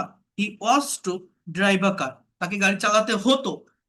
আমি যদি হি ওয়াজ সাপোজ টু বলি, গাড়ি চালানোর কথা ছিল, এরকম আসে। He has to drive a car, তাকে গাড়ি চালাতে হবে। He had to drive a car, তাকে গাড়ি চালাতে হয়েছিল। হ্যাঁ, তাহলে দেখছেন আমার সাবজেক্ট কি, কি, অবজেক্ট কি, এ কার, কথার পরিবর্তন, সময়ের পরিবর্তন, কালের পরিবর্তনের জন্য পরিবর্তনটা মূলত কোথায় করতে হয়েছে, ভার্বের ফর্মে। তাহলে কি দাঁড়ায় জানেন, বোঝার চেষ্টা করেন। 12টা টেন্সের স্ট্রাকচার প্লাস 18টার মতো modal semi modal, total structure দাঁড়ায় 30টা। এই 30টা স্ট্রাকচার সম্পর্কে যদি কারো ক্লিয়ার কনসেপ্ট থাকে, তাহলে আপনি আপনি কি করতে পারবেন, এই যে ড্রাইভ মানে চালানো, এরকম একটা পার্টিকুলার ভার্বকে দিয়ে 30 ধরনের সেন্টেন্স তৈরি করতে পারবেন। একটা পার্টিকুলার ভার্বকে 30টা ওয়েতে, 30 ভাবে, 30 দিকে নিতে পারবেন বা বলতে পারবেন। আর এইটা যদি আপনি পারেন, এটা আপনার মনের ভাব, মনের হোল সেন্স প্রকাশের জন্য যথেষ্ট। কি বললাম, অনেক জায়গায় দেখবেন ইংরেজি শেখার জন্য এতগুলো 50টা স্ট্রাকচার, 66টা স্ট্রাকচার, নাথিং, কোনো কিছুই শেখা লাগে না যদি এই বেসিক জায়গাটা বোঝেন। টেন্স আমরা শিখবো, এরপরে কি বলছি, এই মডাল সেমি মডেলের ব্যবহার শিখবো। কেন? কারণ শুধু টেন্স দিয়ে মনের সব ভাব ইংলিশে প্রকাশ করা যায় না। আর এই মডাল সেমি মডেল যদি ভালোভাবে শেখা যায়, তাহলে আর কোনো বাধা আসে না। যে কথাটাই আপনি ভাবেন না কেন, মনে নিয়ে আসেন না কেন, সেটা ইংলিশে এক্সপ্রেস করতে পারবেন, শুধু টেন্স দিয়ে হয় না। আর এগুলোর আরেকটা রিভার্স স্ট্রাকচার আছে, সেটা হচ্ছে প্যাসিভ ভয়েস। এই প্যাসিভ ভয়েসটা মূলত কি, প্যাসিভের উপর যদিও ডিটেলস ক্লাস আছে, আমি দেখাবো আপনাদের, তো তাও একটু বলে রাখছি। আর এই যে আলোচনাগুলো করলাম, আমি এদের পিডিএফ ফাইল দিব। আর এগুলো আমার লেখা যে বইটা আছে, এই যে স্পিক ইংলিশ উইথ সোনামুখ, এটা আমার নিজের হাতে লেখা বই, এটা এটা নতুন এডিশন। এটা অনেক বড় একটা বই, 400 পেজের মতো। এবং এই বইটাতে আমি দেখাই আপনাদের, এই দেখেন, এই বইটাতে এই যে 7টি পয়েন্ট নিয়ে আমি আজকে কথা বলছি না, এই 7টি পয়েন্ট ইন ডিটেলসে খুব সুন্দরভাবে বাংলায় দেওয়া আছে। দেখেন, how to start learning English, দেখেন কত সুন্দরভাবে সহজ এবং সাবলীল ভাষায় এই বইটাতে আমি দিয়েছি। এটার পিডিএফ আমি দিব। এই বইয়ের হার্ড কপি হচ্ছে এইটা, এই যে আমার হাতে আছে, এটা খুবই প্রিমিয়াম কোয়ালিটির একটা বই। এটার ভিতরে এটা complete course of English language, অর্থাৎ গ্রামার, ভোকাবুলারি সবকিছু আছে। তো এইখানেই দেখেন এই 7টি পয়েন্ট আলোচনা করে, এই যে জায়গাটা, ওই যে বললাম না যে একটা ভার্ব, এখানে গো ভার্বটা দিয়ে 30টার বেশি সেন্টেন্স তৈরি করা, মানে 12টা টেন্স দিয়ে আর 18টা মডাল সেমি মডাল দিয়ে, এবং সেগুলোর আহ ইয়ে সহ, বাংলা অর্থ সহ। এই দেখেন, এই যে এই 12টা টেন্স এখানে শেষ। এরপরে আমি ওই যে কথাটা এতক্ষণ আলোচনা করলাম না, সেটা এখানে লিখে দেওয়া আছে সব, যে শুধু টেন্স দিয়ে সব বলা যায় না, এর জন্য মডাল শিখতে হয়। এই যে মডাল ভার্ব গুলো, এবং এই মডাল ভার্ব গুলোর ব্যবহার দিয়ে এইখানে দেখেন, এই যে 13, 14, 15, 16 সব সেন্টেন্স গুলো দেওয়া, সাথে সেগুলোর বাংলা অর্থ দেওয়া। এই যে দেখছেন, এই যে, তো এইভাবে আমার এই বইটাতে দেওয়া আছে। তো যদিও আমি আপনাদের পিডিএফ ফাইল দিয়ে দিব, সমস্যা নাই। তো যে কথাটা আমি বলছি আপনাদেরকে, যে ভাষা আমরা কেন পারি না, সময়ের পরিবর্তন করতে না পারার কারণে এই স্পিকিং এ আমরা দুর্বলতা ফেস করি। একটা বিষয় মনে রাখেন, আর এই সময়ের পরিবর্তনটা হয় ভার্বের ফর্মের পরিবর্তনের মাধ্যমে। এটা কিভাবে শিখবো, টেন্স, মডাল এবং সেমি মডালের ব্যবহারের মাধ্যমে। আরেকটা কথা কি বললাম, যারা ভোকাবুলারিতে দুর্বল, ভোকাবুলারি বলতে কি শিখতে হবে বলছি আমি আপনাদেরকে, ভার্বের ভোকাবুলারি। শুধু ভোকাবুলারি শিখলে হবে না, প্রত্যেকটা ভার্বের মেইনলি তিনটা ফর্ম থাকে, V1 বা প্রেজেন্ট ফর্ম, V2 বা পাস্ট ফর্ম, V3 বা পাস্ট পার্টিসিপল ফর্ম। এগুলো গল্পের মাধ্যমেও শেখা যায়, সেটার উপরেও একটা ক্লাস আছে, রেগুলার ক্লাসগুলো করতে থাকেন। থার্ড ফ্রি লাইভ ক্লাসে আমি সেটা দেখাবো আপনাদের। এই হচ্ছে একটা বিষয়। আরেকটা কথা বলি, ওই যে প্যাসিভের কথা বলছিলাম, ওই প্যাসিভটা মূলত কি আমি একটু দেখাই দেই। এই যে 30টা স্ট্রাকচার বা সেন্টেন্সের কথা বলছি, এদের একটা রিভার্স স্ট্রাকচার আছে। যেমন মনে করেন, এই যে আমি আপনাদের ক্লাস নিচ্ছি, তাই না? আপনাদের ক্লাস নেওয়ার আগে যদি আমি ইংলিশে একটা নোটিশ দেই, বা আমার পেইড কোর্সের যে স্টুডেন্ট গুলো থাকে তাদেরকে যদি আমি একটা নোটিশ দেই যে আপনাদের আজকের ক্লাসটি আমি রাত 10টায় শুরু করব, এই কথাটা আমি ইংলিশে কিভাবে বলি? যে I will take your class at 10 p.m, এরকম ভাবে বলতে পারি না? I will take your class at 10 p.m, আমি আপনাদের আজকের ক্লাস রাত 10টায় নিব বা রাত 10টায় শুরু করব। এখন আমি যদি আপনাদেরকে বলি, বলেন তো এটা কোন টেন্স? আপনারা প্রত্যেকেই বলবেন future indefinite tense, will plus V one. কিন্তু এই কথাটা আমি যদি একটু ঘুরায় বলি, একটু রিভার্স করে বলি, অর্থাৎ আমি যদি আপনাদেরকে বলি যে আপনাদের আজকের ক্লাসটা রাত 10টায় নেওয়া হবে। মনে করেন আমার হোয়াটসঅ্যাপ গ্রুপে আমি ক্লাস নিচ্ছি, এখন আমার আরো অ্যাডমিন আছে বা মডারেটর আছে, অন্য কেউ যদি একটা মেসেজ দেয়, তাহলে সে এইভাবে কথাটা কিন্তু বলতে পারে যে আপনাদের আজকের ক্লাসটি রাত 10টায় অনুষ্ঠিত হবে বা নেওয়া হবে, প্রত্যেকে জয়েন করবেন। তাহলে তাহলে সেটা কিভাবে হয় জানেন? Your class will be taken, দেখেন, will be taken, TAKEN, at 10 p.m। এই যে কথাটা আমি বললাম, এটা হচ্ছে ফিউচার ইনডিফিনিটের প্যাসিভের স্ট্রাকচার, মানে উইল প্লাস V1 এটা active, will be plus V3 এটা প্যাসিভ। এটা এখানে কেন এটা প্যাসিভ বা কেন এটা বসালাম? এই সাবজেক্টটা নিষ্ক্রিয়, ক্লাস নিজে নিজে শুরু হতে পারে না, কেউ একজন ক্লাস শুরু করবে, বাট যে করবে তাকে অতটা প্রায়োরিটি দেওয়া হয় না, কাজটাকে প্রায়োরিটি দেওয়া হয়। তাকে লাস্টে লেখা থাকতেও পারে বা তাকে মেনশন নাও করা থাকতে পারে, ডিরেক্ট প্যাসিভে থাকেই না।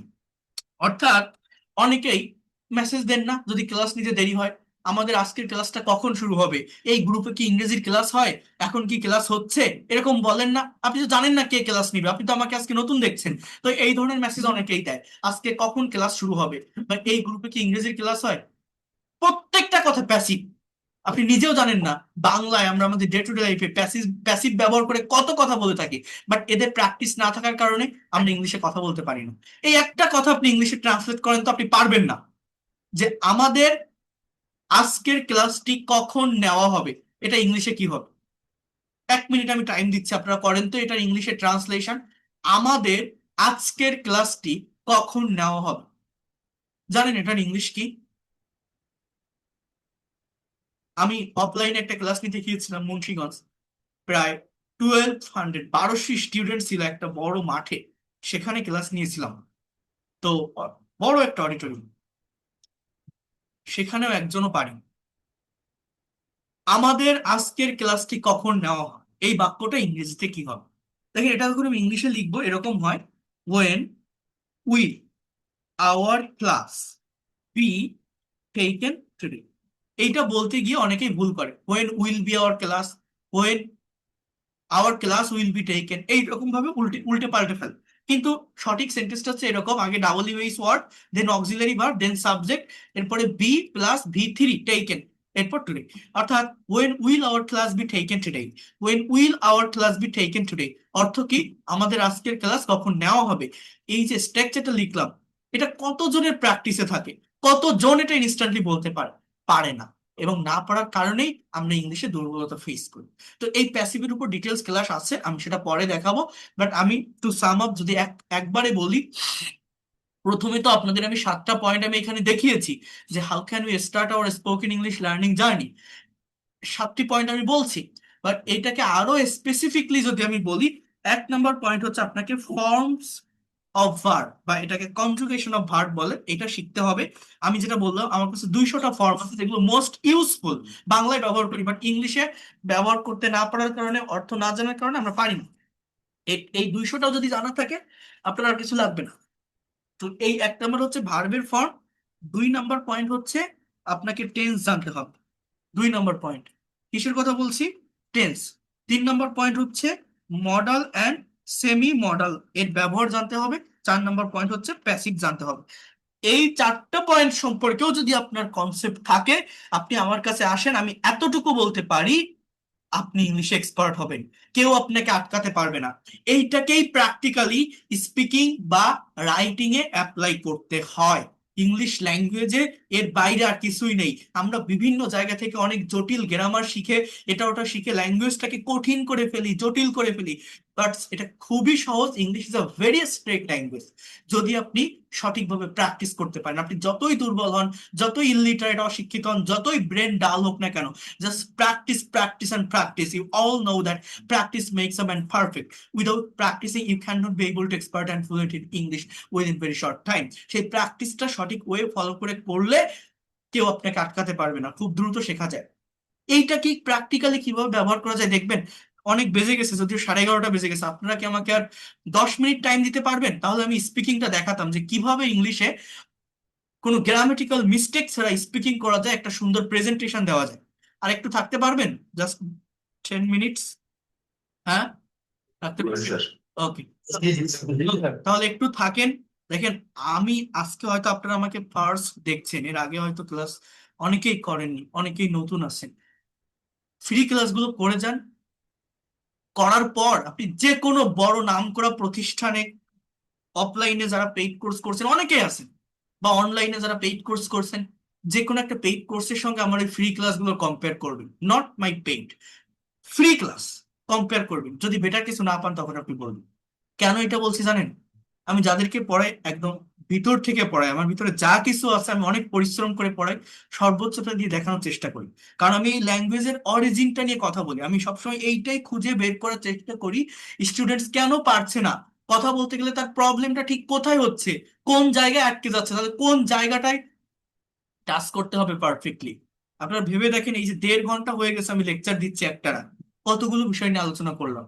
এবং আপনি এবার ভেবে দেখেন, যারা বিভিন্ন জায়গা থেকে চেষ্টা করছেন, করে যাচ্ছেন, বিভিন্ন জায়গায় পড়ছেন, যে অ্যাকচুয়ালি এই লোকটা যে কথাগুলো বলছে সেটা ঠিক কিনা, ঠিক এই পয়েন্টগুলোর কারণে আমি ইংরেজি পারছি না এটা হচ্ছে কিনা, বা এই পয়েন্টগুলোর সঠিক ব্যবহার করতে না পারার কারণে আমি ইংরেজি পারতেছি না। নিজেকে প্রশ্ন করে দেখেন, আপনি উত্তর পেয়ে যাবেন ইনশাআল্লাহ। এতটুকু আমি বলতে পারি। এটা হচ্ছে মেইন বিষয়। তো আমি আপনাদেরকে একটু দেখাই। দেখেন, যারা স্পিকিং করতে পারেন না, যারা প্রেজেন্টেশন দিতে পারেন না, যারা কথা বলতে পারেন না, অনেকে মনে করেন আমি টেন্স পারি, গ্রামার পারি, এটা ওটা বুঝি, রিডিং পারি, কিন্তু কথা বলতে পারি না। কেন পারি না? সমস্যাটা কোথায়? দেখেন, এটা সমস্যা না, সমস্যা আমরা নিজেরা তৈরি করি। সঠিক স্ট্রাকচার বুঝতে হয়। যেমন দেখেন, এখানে বলছে, এটা যদি আমার বইটা থেকে একটু দেখায়, আমার লেখা বইটায় এটাতে আরো ভালো করে দেওয়া আছে। দেখেন, এখানে কিছু ওয়ার্ড আছে, যে ওয়ার্ড গুলো আমরা দৈনন্দিন জীবনে ব্যবহার করি। যেমন গেট আপ মানে ওঠা, ওয়াশ মানে ধৌত করা, হ্যাভ মানে নেওয়া, লিউশন মানে উজু করা, রিফ্রেশ মানে সতেজ করা, স্টার্ট মানে শুরু করা, কাম ব্যাক মানে ফিরে আসা, স্পেন্ড মানে সময় কাটানো, গো মানে যাওয়া। এইবার বলছে যে উপরের শব্দগুলো ব্যবহার করে speak about your daily activities, মানে তোমার প্রতিদিনের কাজকর্ম সম্পর্কে কিছু বল। অর্থাৎ এখানে আপনি প্রতিদিন কোন কাজটা করেন, what do you do every day, what's your daily activities, সেটা আপনাকে ইংলিশে ডিসক্রাইব করতে হবে। আপনি পারবেন কিনা? অনেকেই পারেন। আপনার যখন দৈনন্দিন কাজগুলোকে ডিসক্রাইব করতে হচ্ছে, দেখেন, যে কোনো টপিকের উপর কথা বলার আগে তার ব্যাকগ্রাউন্ডটা বুঝতে হয়। আমি যে টপিকের উপর কথা বলবো বা বলতে যাচ্ছি, আমার টাইমিংটা কেমন হবে।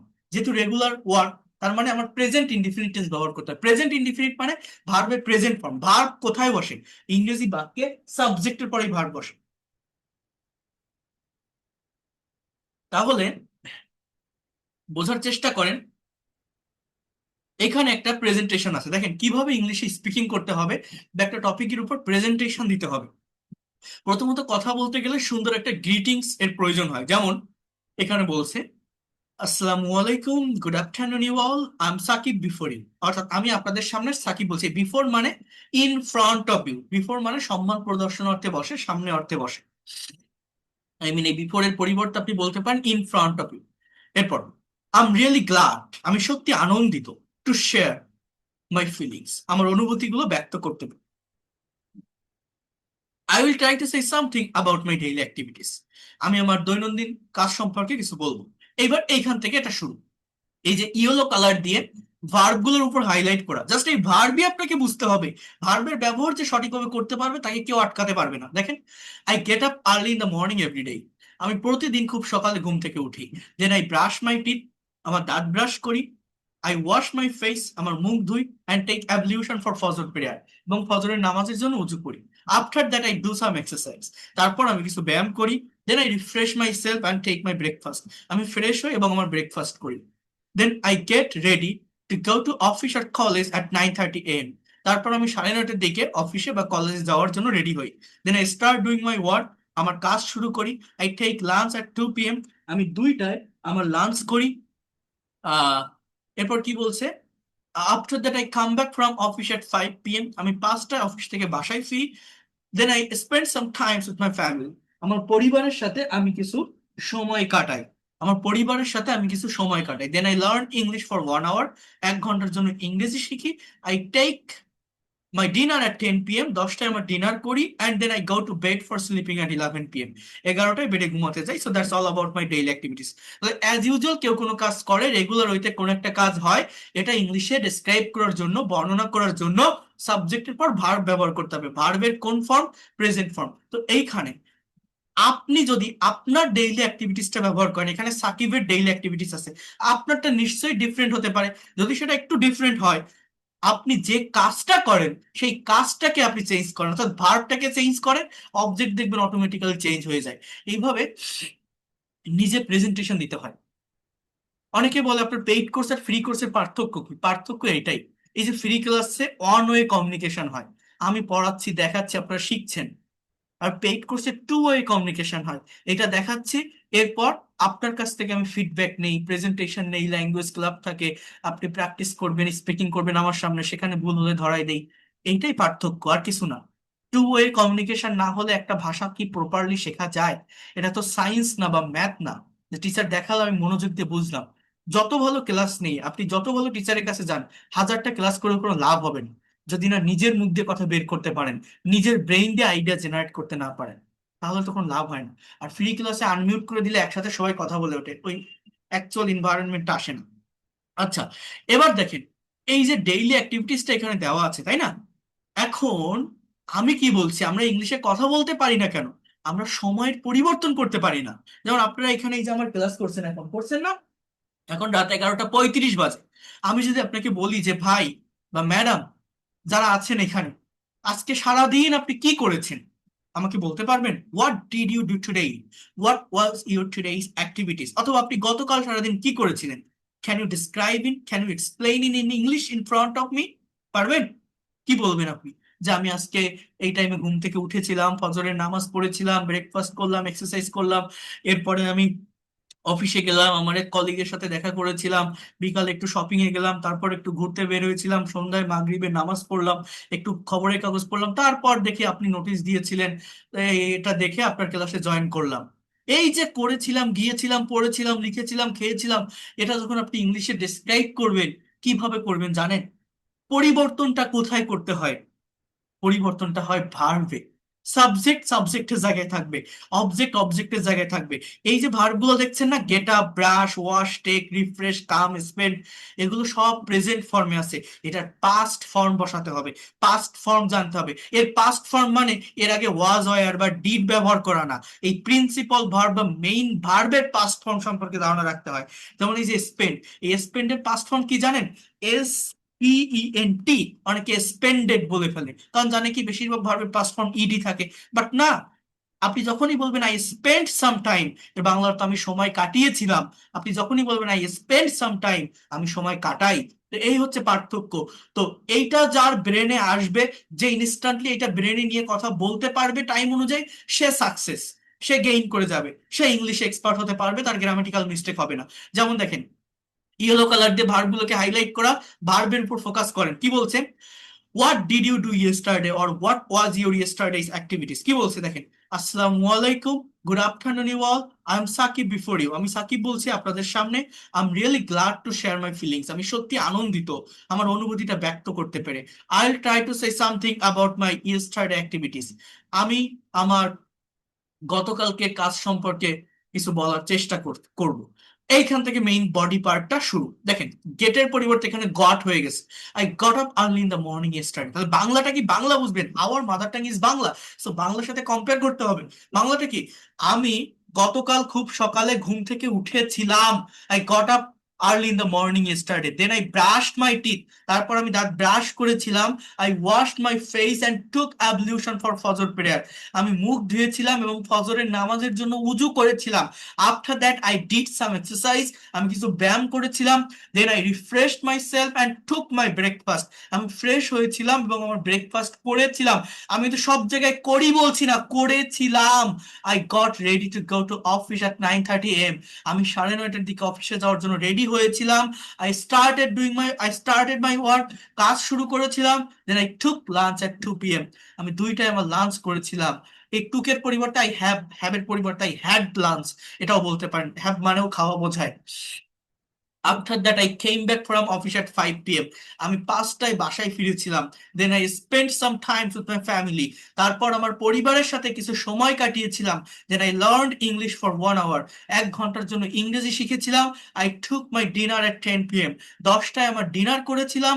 দেন I went to bed for sleeping at 11 PM, 11টায় বেডে ঘুমাতে গিয়েছিলাম। That's all about my ইয়েস্টারডেজ activities, thanks for patience hearing.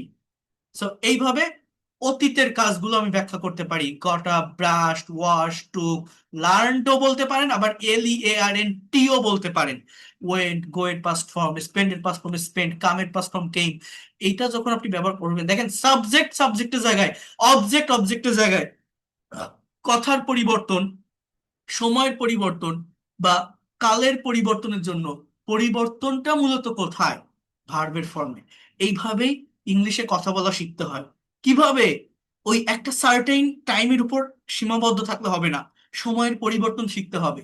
আমি যদি এখন আপনাকে আবার প্রশ্ন করি যে ভাই বা madam, what will you do tomorrow, আপনি আগামীকাল কি করবেন, or what will be your tomorrow's activities, আপনার আগামীকালকে সারাদিনের কাজ কি হবে, এটা আপনি ইংলিশে কিভাবে ডেসক্রাইব করবেন আমার সামনে, কি বলবেন? আমি আগামীকাল এই টাইমে ঘুম থেকে উঠবো, তারপর এখানে যাবো, এখানে যাবো, এর সাথে ওটা করবো, এটা করবো, পারবেন বলতে? কিভাবে বলতে হবে জানেন? জাস্ট চেঞ্জটা এই ভার্বের ফর্মেই করতে হবে। এই দেখেন, what will you do tomorrow, আমি যদি বডি পার্ট থেকে আসি, স্কাই কালার দিয়ে জাস্ট ভার্ব গুলোর উপর হাইলাইট করা, খেয়াল করেন সাবজেক্টের পরে শ্যাল বা উইল প্লাস ভার্বের প্রেজেন্ট ফর্ম, নট পাস্ট। এই প্রেজেন্ট ফর্মটা যদি আপনি বসান, ভবিষ্যতে কেউ কোনো কাজ করবে, যাবে, থাকবে, হবে, এই মিনিংটা দেয়। তো শ্যালটা শুধুমাত্র ফার্স্ট পার্সন অর্থাৎ আই এবং উই এর সাথে ব্যবহার করা যায়, আর উইল যে কোনো পার্সনের সঙ্গে ব্যবহার করা যায়। তো শ্যালকে স্কিপ করে যদি সব জায়গায় উইলের ব্যবহার করেন সেটা বেটার হয়। তো যেমন দেখেন এখানে কি বলছে, আই উইল গেট আপ, মানে উইলটাকে যে কোনো পার্সনের সঙ্গে ব্যবহার করা যায়। So I will get up early in the morning, এবং মডার্ন গ্রামার অনুযায়ী উইলের ব্যবহারটা বেশি হয়। I will get up early in the morning tomorrow, আমি আগামীকাল খুব সকালে ঘুম থেকে উঠবো। Then I will brush my teeth, আমার দাঁত ব্রাশ করবো। I will wash my face and take ablution for Fajr prayer, আমি মুখ ধুবো এবং ফজরের নামাজের জন্য উজু করব। After that I will do some exercise, তারপর আমি কিছু ব্যায়াম করব। Then I will refresh myself and take my breakfast, আমি ফ্রেশ হব এবং আমার ব্রেকফাস্ট করব। Then I will get ready to go to office at 9:30 AM, 9:30টার দিকে অফিসে যাওয়ার জন্য রেডি হব। I will start my work, এখানে ডুইংটা দেওয়া লাগবে না, এটা জাস্ট জেরান্ড হিসাবে বসে, বাট এটা দেওয়ার দরকার নেই। আমি আমার কাজ শুরু করব। Then I will take lunch at 2 PM, আমি 2টায় লাঞ্চ করব। I will come back from office at 5 PM, আমি 5টায় অফিস থেকে বাসায় ফিরবো। Then I will spend some time with my family, আমি আমার পরিবারের সাথে কিছু সময় কাটাবো। Then I will learn English for 1 hour, আমি 1 ঘন্টার জন্য ইংরেজি শিখবো। I will take dinner at 10 PM, আমি 10টায় ডিনার করবো। Then I will go to bed for sleeping at 11 PM, আমি 11টায় বেডে ঘুমানোর জন্য যাবো। So that will be my tomorrow's activities, thanks for patience here. এটা আমার আগামীকালকে কাজ হবে। আচ্ছা, তো এইভাবে অতীত, বর্তমান, ভবিষ্যৎ, এই যে 3টা টাইমের উপরে আমি 3টা প্রেজেন্টেশন দিলাম, কথা বললাম, এইভাবে যদি আপনি প্র্যাকটিস করতে পারেন, এইভাবে যদি আপনি নিজের অ্যাক্টিভিটিস গুলোকে ডেসক্রাইব করতে পারেন, অর্থাৎ আপনি গতকাল কি করেছিলেন, আপনি আগামীকাল কি করবেন, আপনার সিচুয়েশন অনুযায়ী, আপনার কাজ অনুযায়ী আপনি প্রতিদিন কি করেন, আপনি আমার সামনে প্রেজেন্ট করেন, ভুল হলে আমি ধরাই দিব। এটা যদি আপনি করতে পারেন, আপনি কেন ব্যর্থ হবেন? ইংলিশে একবার কথা বলা শুরু করেন, নিজের ভিতরে একটা কনফিডেন্ট কাজ করবে, একটা প্লেজার কাজ করবে, খুব কম সময়ের ভিতরে আপনি কথা বলতে পারবেন। আর যারা মনে করে আমি তো পারি না, আমি বুঝি না, স্ট্রাকচার বুঝি না, আগে ভালো করে শিখে নেই তারপরে বলবো, তাদের সারা জীবন শিখে যেতে হয়, কোনোদিন শেষ নামাতে পারে না। কথা বলা শুরু করে দিতে হয়, কথা বলতে হয়, কথা না বললে পারা যায় না। Because it's a language. আপনার ব্রেন যে আইডিয়া জেনারেট করতে হবে, মুখ দিয়ে কথা বের করতে হবে। এটা আমার প্রত্যেকটা স্টুডেন্টকে আমি করাই। তো এই হচ্ছে মেইন কথা। এইভাবে যে কোনো টপিকের উপরে প্রেজেন্টেশন দেওয়া যায়। English is a very straight language. আমরা পারি না, শুধুমাত্র আমি কি বললাম আপনাদের, সঠিক স্ট্র্যাটেজি, সঠিক টেকনিক বা কৌশলটা বুঝি না। এইটার উপর আরো ডিটেলসে বলবো। আর আমি আরেকটা বিষয় দেখাচ্ছি, এই যে ভার্বের ফর্মের উপর যেটা জোর দিলাম, বা যেটা বললাম যে ভোকাবুলারি ডেভেলপ করার জন্য এটা লাগবে, এটা নিয়ে আমি আরেকটু কথা বলবো। আর তার আগে আরেকটা কথা বলে রাখি, কারণ অনেকেই ইনবক্সে নক দিবেন, আমার যে পেইড কোর্সের কথা আমি আপনাদেরকে বলছি, অনেকেই পেইড কোর্সের কথা শুনলে ভয়তে চলে যায়, ভাবে কি এইবার মনে হয় টাকা পয়সা চাবে, পেইড কোর্স কিনা কি বলবে। বাট না, ভয় পাওয়ার কিছু নেই। কারণ আমি কাউকে পেইড কোর্স করতে বলি না। আমার পেইড কোর্স এমনিতেই যারা যাদের করার তারা করে, কারণ আমার প্রচুর স্টুডেন্ট আছে হংকং, থাইল্যান্ড, সিঙ্গাপুর, আপনার সাইপ্রাস, আহ ইউএসএ, ইউকে, কানাডা থেকে প্রচুর প্রবাসী স্টুডেন্টও পড়ে, পার্সোনাল ক্লাস করে, ব্যাচে ক্লাস করে। রাত 9টায়, রাত 8টায় ব্যাচ আছে। আর রাত 10টায় নতুন একটা ব্যাচ শুরু হবে আগামী 19 তারিখ থেকে। আর এই ফ্রি ক্লাস কন্টিনিউ চলবে। এটা একটা বা দুইটা ডেমো ক্লাস আমি নিচ্ছি না আপনাদের, আপনারা অনেকগুলো ক্লাসই এখানে পাবেন, ভালোভাবে ল্যাঙ্গুয়েজটা ডেভেলপ করতে পারবেন। তারপরেও যারা পেইড কোর্সে আসতে চান, সেটার বেনিফিট আমি কি সেটা আমি বলছি। কারণ এখানে আগে ফ্রি ক্লাস করেছেন, টাইম মতো ভর্তি হতে পারেননি, অনেকেই আছেন। তো তাদেরকে আমি বলে রাখছি, যারা নতুন পেইড ব্যাচে ভর্তি হতে চান, আগামী 19 তারিখ, অর্থাৎ আগামী বৃহস্পতিবার থেকে আপনারা পেইড কোর্সের ক্লাস শুরু করতে পারবেন। সম্পূর্ণ নতুন ব্যাচ, রাত 10টায় শুরু হবে। এটার কোর্স ফি 2000 টাকা। প্রত্যেকটা ব্যাচে 30 জন স্টুডেন্ট থাকবে। প্রত্যেকটা ক্লাস শেষে রেকর্ড থাকবে, পিডিএফ ফাইল থাকবে, এটা আপনারা করতে পারবেন। আমি একটু বলে রাখি, এটা যারা করবেন না তারাও দেখেন। এটা আপনার বেনিফিট কি জানেন, এতক্ষণ তো দেখালাম ল্যাঙ্গুয়েজ শেখার জন্য কোন পয়েন্ট গুলো জানা দরকার, কি কি পড়তে হবে, কিভাবে শিখতে হবে, সবকিছুই আপনারা দেখলেন। এবার দেখেন এই লোকটা কিভাবে তার স্টুডেন্টদেরকে পড়ায়। এটা যদি দেখেন, আপনি পেইড কোর্স না করলেও একটা আইডিয়া আপনি নিয়ে যেতে পারবেন। এই আইডিয়া নিয়ে আপনি নিজের মতো করেও ল্যাঙ্গুয়েজটা কিন্তু শিখতে পারবেন, ব্রেনে ডেভেলপ করতে পারবেন। একবার দেখে যান, এটাতে আপনারই লাভ হবে। ঠিক আছে? কারণ আমার কোর্সে যারা আসা তারা এমনিতেই আসে, কারণ আমি যেভাবে পড়াই, আমি আমি নিজে জানি আমি কিভাবে পড়াই। তো দেখেন, এই পেইড কোর্সটা হচ্ছে কমপ্লিট ল্যাঙ্গুয়েজের উপর নেওয়া হবে। গুগল মিটের মাধ্যমে ক্লাসগুলো হবে, সপ্তাহে 4 দিন ক্লাস থাকবে, 1 ঘন্টা করে ক্লাস টাইম থাকবে। শোন, রবি, মঙ্গল, বৃহস্পতি, শুক্র, এই 4 দিন ক্লাস টাইম থাকবে। 3 মাসের কোর্স, 3 মাসের ভিতরে আপনি ইংলিশ এক্সপার্ট এবং ফ্লুয়েন্ট হতে পারবেন। যদি এর থেকেও বেশি সময় লাগে সেটা আপনি নিতে পারবেন। কোর্স ফি 2000 টাকা। বাট যদি কারো একসাথে টাকা দিতে সমস্যা হয়, 1000 টাকা অ্যাডভান্স করেও শুরু করতে পারবেন, এই সুযোগটাও আমি দিয়ে থাকি। বাকি 1000 টাকা 1 মাস পরে দিলেও হবে, এটা আমি দিয়ে থাকি। এটা কোথাও কোনো কোর্সে পাবেন না। এবং এই কোর্সটা যে কোনো বয়সের যে কেউ করতে পারবেন, আপনি স্টুডেন্ট হন, housewife, teacher, officer, job holder, freelancer বা ইমিগ্রেন্ট, যে কোনো বয়সের যে কেউ করতে পারবেন। সেভাবেই কোর্সগুলোকে সাজানো হয়েছে।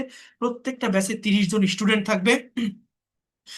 নতুন ব্যাচ এই রাত 10টাতেই হবে, কারণ এই ব্যাচগুলো সন্ধ্যা বা রাতে হয়, যাতে করে স্টুডেন্ট, চাকরিজীবী বা অন্য পেশার মানুষেরা সময় বের করে ক্লাসগুলো করতে পারেন। এই স্ক্রিন শেয়ার করেই ক্লাসগুলো নেওয়া হবে, ওয়ার্ড বা পাওয়ার পয়েন্ট স্লাইডের মাধ্যমে। ক্লাস শেষে রেকর্ড ক্লাস এবং পিডিএফ ফাইল দেওয়া হবে। যারা ফ্রি ক্লাস করছেন তাদেরকেও এই ফ্রি ক্লাসের রেকর্ড এবং পিডিএফ ফাইল প্রোভাইড করব। যারা পেইড কোর্সে আসবেন তারাও পাবেন। এবং একদম বেসিক থেকে শুরু করব, যারা একদমই দুর্বল তারাও করতে পারবেন। এবং অ্যাডভান্স লেভেল পর্যন্ত যাব, শুধু স্পোকেন নয়, সম্পূর্ণ ইংরেজি ল্যাঙ্গুয়েজটা দেখাবো আমি। Basic grammar, spoken, writing, conversation, presentation, translation, প্রত্যেকটা বিষয় নিয়ে কথা বলবো। এবং এটা শিখে আপনি আপনার স্ব স্ব সেক্টরে কাজে লাগাতে পারবেন। ইভেন যারা আইএলস এর প্রিপারেশন নিচ্ছেন, আইএলস এর প্রিপারেশন হিসাবে এটা আপনাদের জন্য ইফেক্টিভ একটা কোর্স হবে।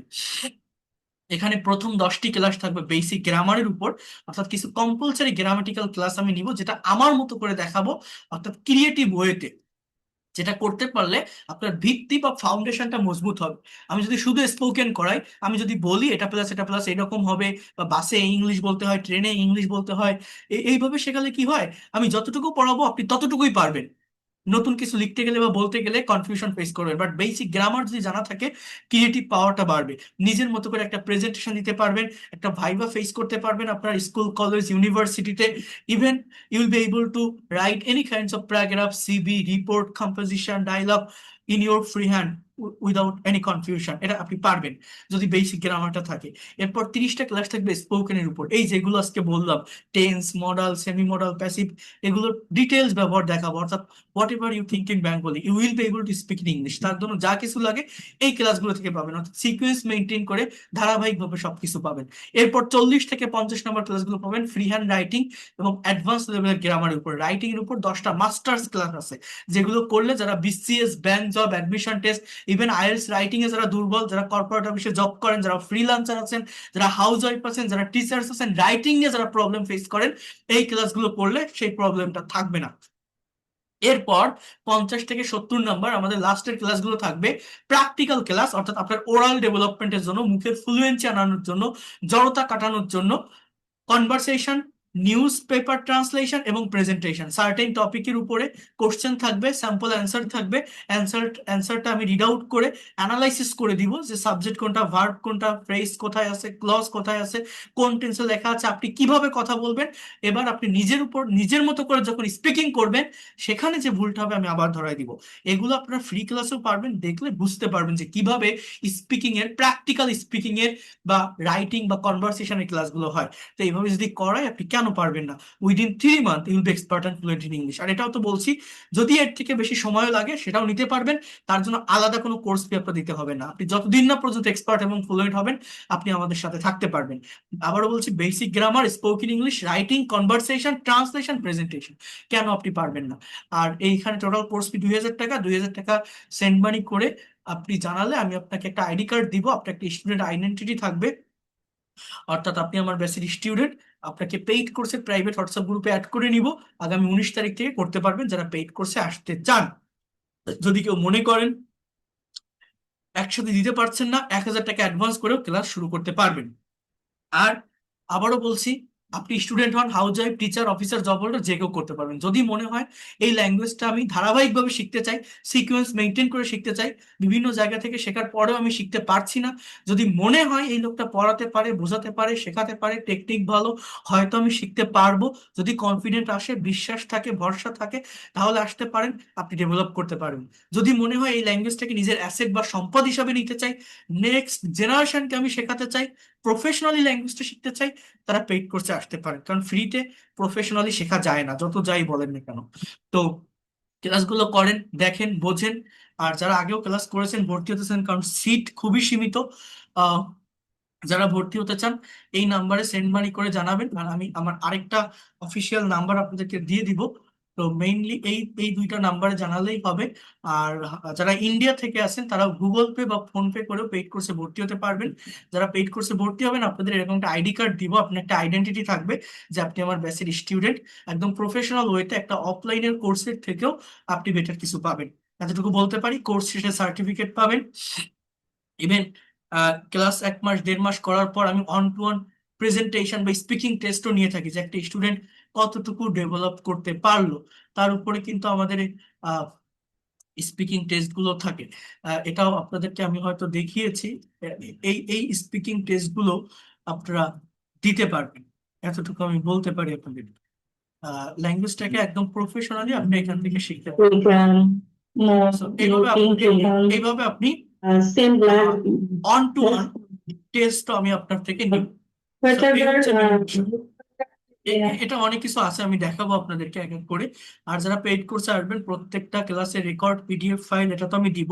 এছাড়া আমার লেখা একটা বই আছে, এই বইয়ের পিডিএফ কপিটা দিব। আর হার্ড কপি যদি কেউ নিতে চান আমার ওয়েবসাইটে অর্ডার করলে পাবেন, ওয়েবসাইটের লিংক আমি দিয়ে দিব। হার্ড কপিটা যে কেউ কিনতে পারবেন। এই বইটার প্রাইস একটু বেশি, কারণ এটা অনেক প্রিমিয়াম কোয়ালিটির একটা বই, কমপ্লিট ল্যাঙ্গুয়েজের উপর। যারা পেইড কোর্সে আসবেন, ইভেন যারা ফ্রি ক্লাস করছেন তারাও এটা কিনতে পারেন। একদম সহজ এবং সাবলীল ভাষায় grammar, pronunciation, spoken, writing, vocabulary সবকিছু এই বইটাতে আছে। এটাতে 100+ স্পোকেন রুলস আছে, যেটা প্র্যাকটিস করলে স্পিকিংটা অনেক দ্রুত আপনি ডেভেলপ করতে পারবেন। ইভেন এই বইটাতে 100+ কনভারসেশন আছে। এই বইটাতে 12 1000+ ভোকাবুলারি আছে, যেগুলো practical speaking, IELTS as well as news paper related. এই বইটাতে 10+ রিডিং স্টোরি আছে, যেগুলো থেকে আপনি রিডিং প্র্যাকটিস করতে পারবেন। এই বইটাতে 100+ আইএলস কিউ কার্ড টপিক আছে স্পিকিং প্র্যাকটিসের জন্য। বাংলা টু ইংলিশ কনভারসেশন আছে 100টা, এবং practically application writing, email writing, letter writing, composition, CV, completing story কিভাবে লিখবেন, অর্থাৎ কমপ্লিট ল্যাঙ্গুয়েজটা শেখার জন্য যা কিছু দরকার সবকিছুই আছে। অনেক বড় বই, আর স্পোকেন ইংলিশের সব পার্ট পার্ট তো আলাদাভাবে দেওয়াই আছে। তো এটা যারা নিতে চান তারা অর্ডার করতে পারবেন ওয়েবসাইট থেকে, বাট এটার প্রাইস একটু বেশি। এটার প্রাইস হচ্ছে 500 টাকা, ডেলিভারি চার্জ সারা বাংলাদেশে 120 টাকা, টোটাল 620 টাকা এই বইটা পুরো নিতে পারবেন বাংলাদেশের যে কোনো প্রান্ত থেকে। এটা অনেক প্রিমিয়াম কোয়ালিটির করে করা হয়েছে। আর যারা পেইড কোর্সে আসবেন তাদের আমার এই বইটার পিডিএফ ফাইল আমি দিয়ে দিব। আর হার্ড কপিটা নিতে হলে আপনি পেইড কোর্স করেন বা ফ্রি কোর্স করেন, এটা আপনাকে কিনে নিতে হবে। এটা হচ্ছে মেইন কথা। আর যারা করতে চান তারা জানাবেন। আর যেটা বলছিলাম, ভার্বের ফর্মগুলো আমি আপনাকে পাঠিয়ে দিব। এটা প্র্যাকটিস করতে পারলে দ্রুত ডেভেলপ করতে পারবেন। আগামীকাল রাত 10টায় সেম টাইমে আপনারা সেকেন্ড ফ্রি লাইভ ক্লাসে জয়েন করবেন। আর যারা পেইড কোর্সে ভর্তি হতে চান এই নাম্বারে সেন্ড মানি করে, এই নাম্বারেই আমার হোয়াটসঅ্যাপ আছে পার্সোনাল, এই হোয়াটসঅ্যাপে নক করলে আমি আপনাদের রেকর্ড ক্লাস পিডিএফ ফাইল পাঠিয়ে দিব। আর সেন্ড মানি করে লাস্ট ডিজিট বা স্ক্রিনশট দিলে পেইড কোর্সের প্রাইভেট ব্যাচে এন্ট্রি করে নিব। আগামীকাল সেম টাইমে আপনারা সেকেন্ড ফ্রি লাইভ ক্লাস করবেন, ঠিক আছে? তো দ্যাটস অল ফর টুডে। এখন যদি আপনাদের কোনো কোশ্চেন থাকে আপনারা বলতে পারেন। ক্লাসটা লং হয়ে যাচ্ছে, আমি রেকর্ডটা অফ করে দিই।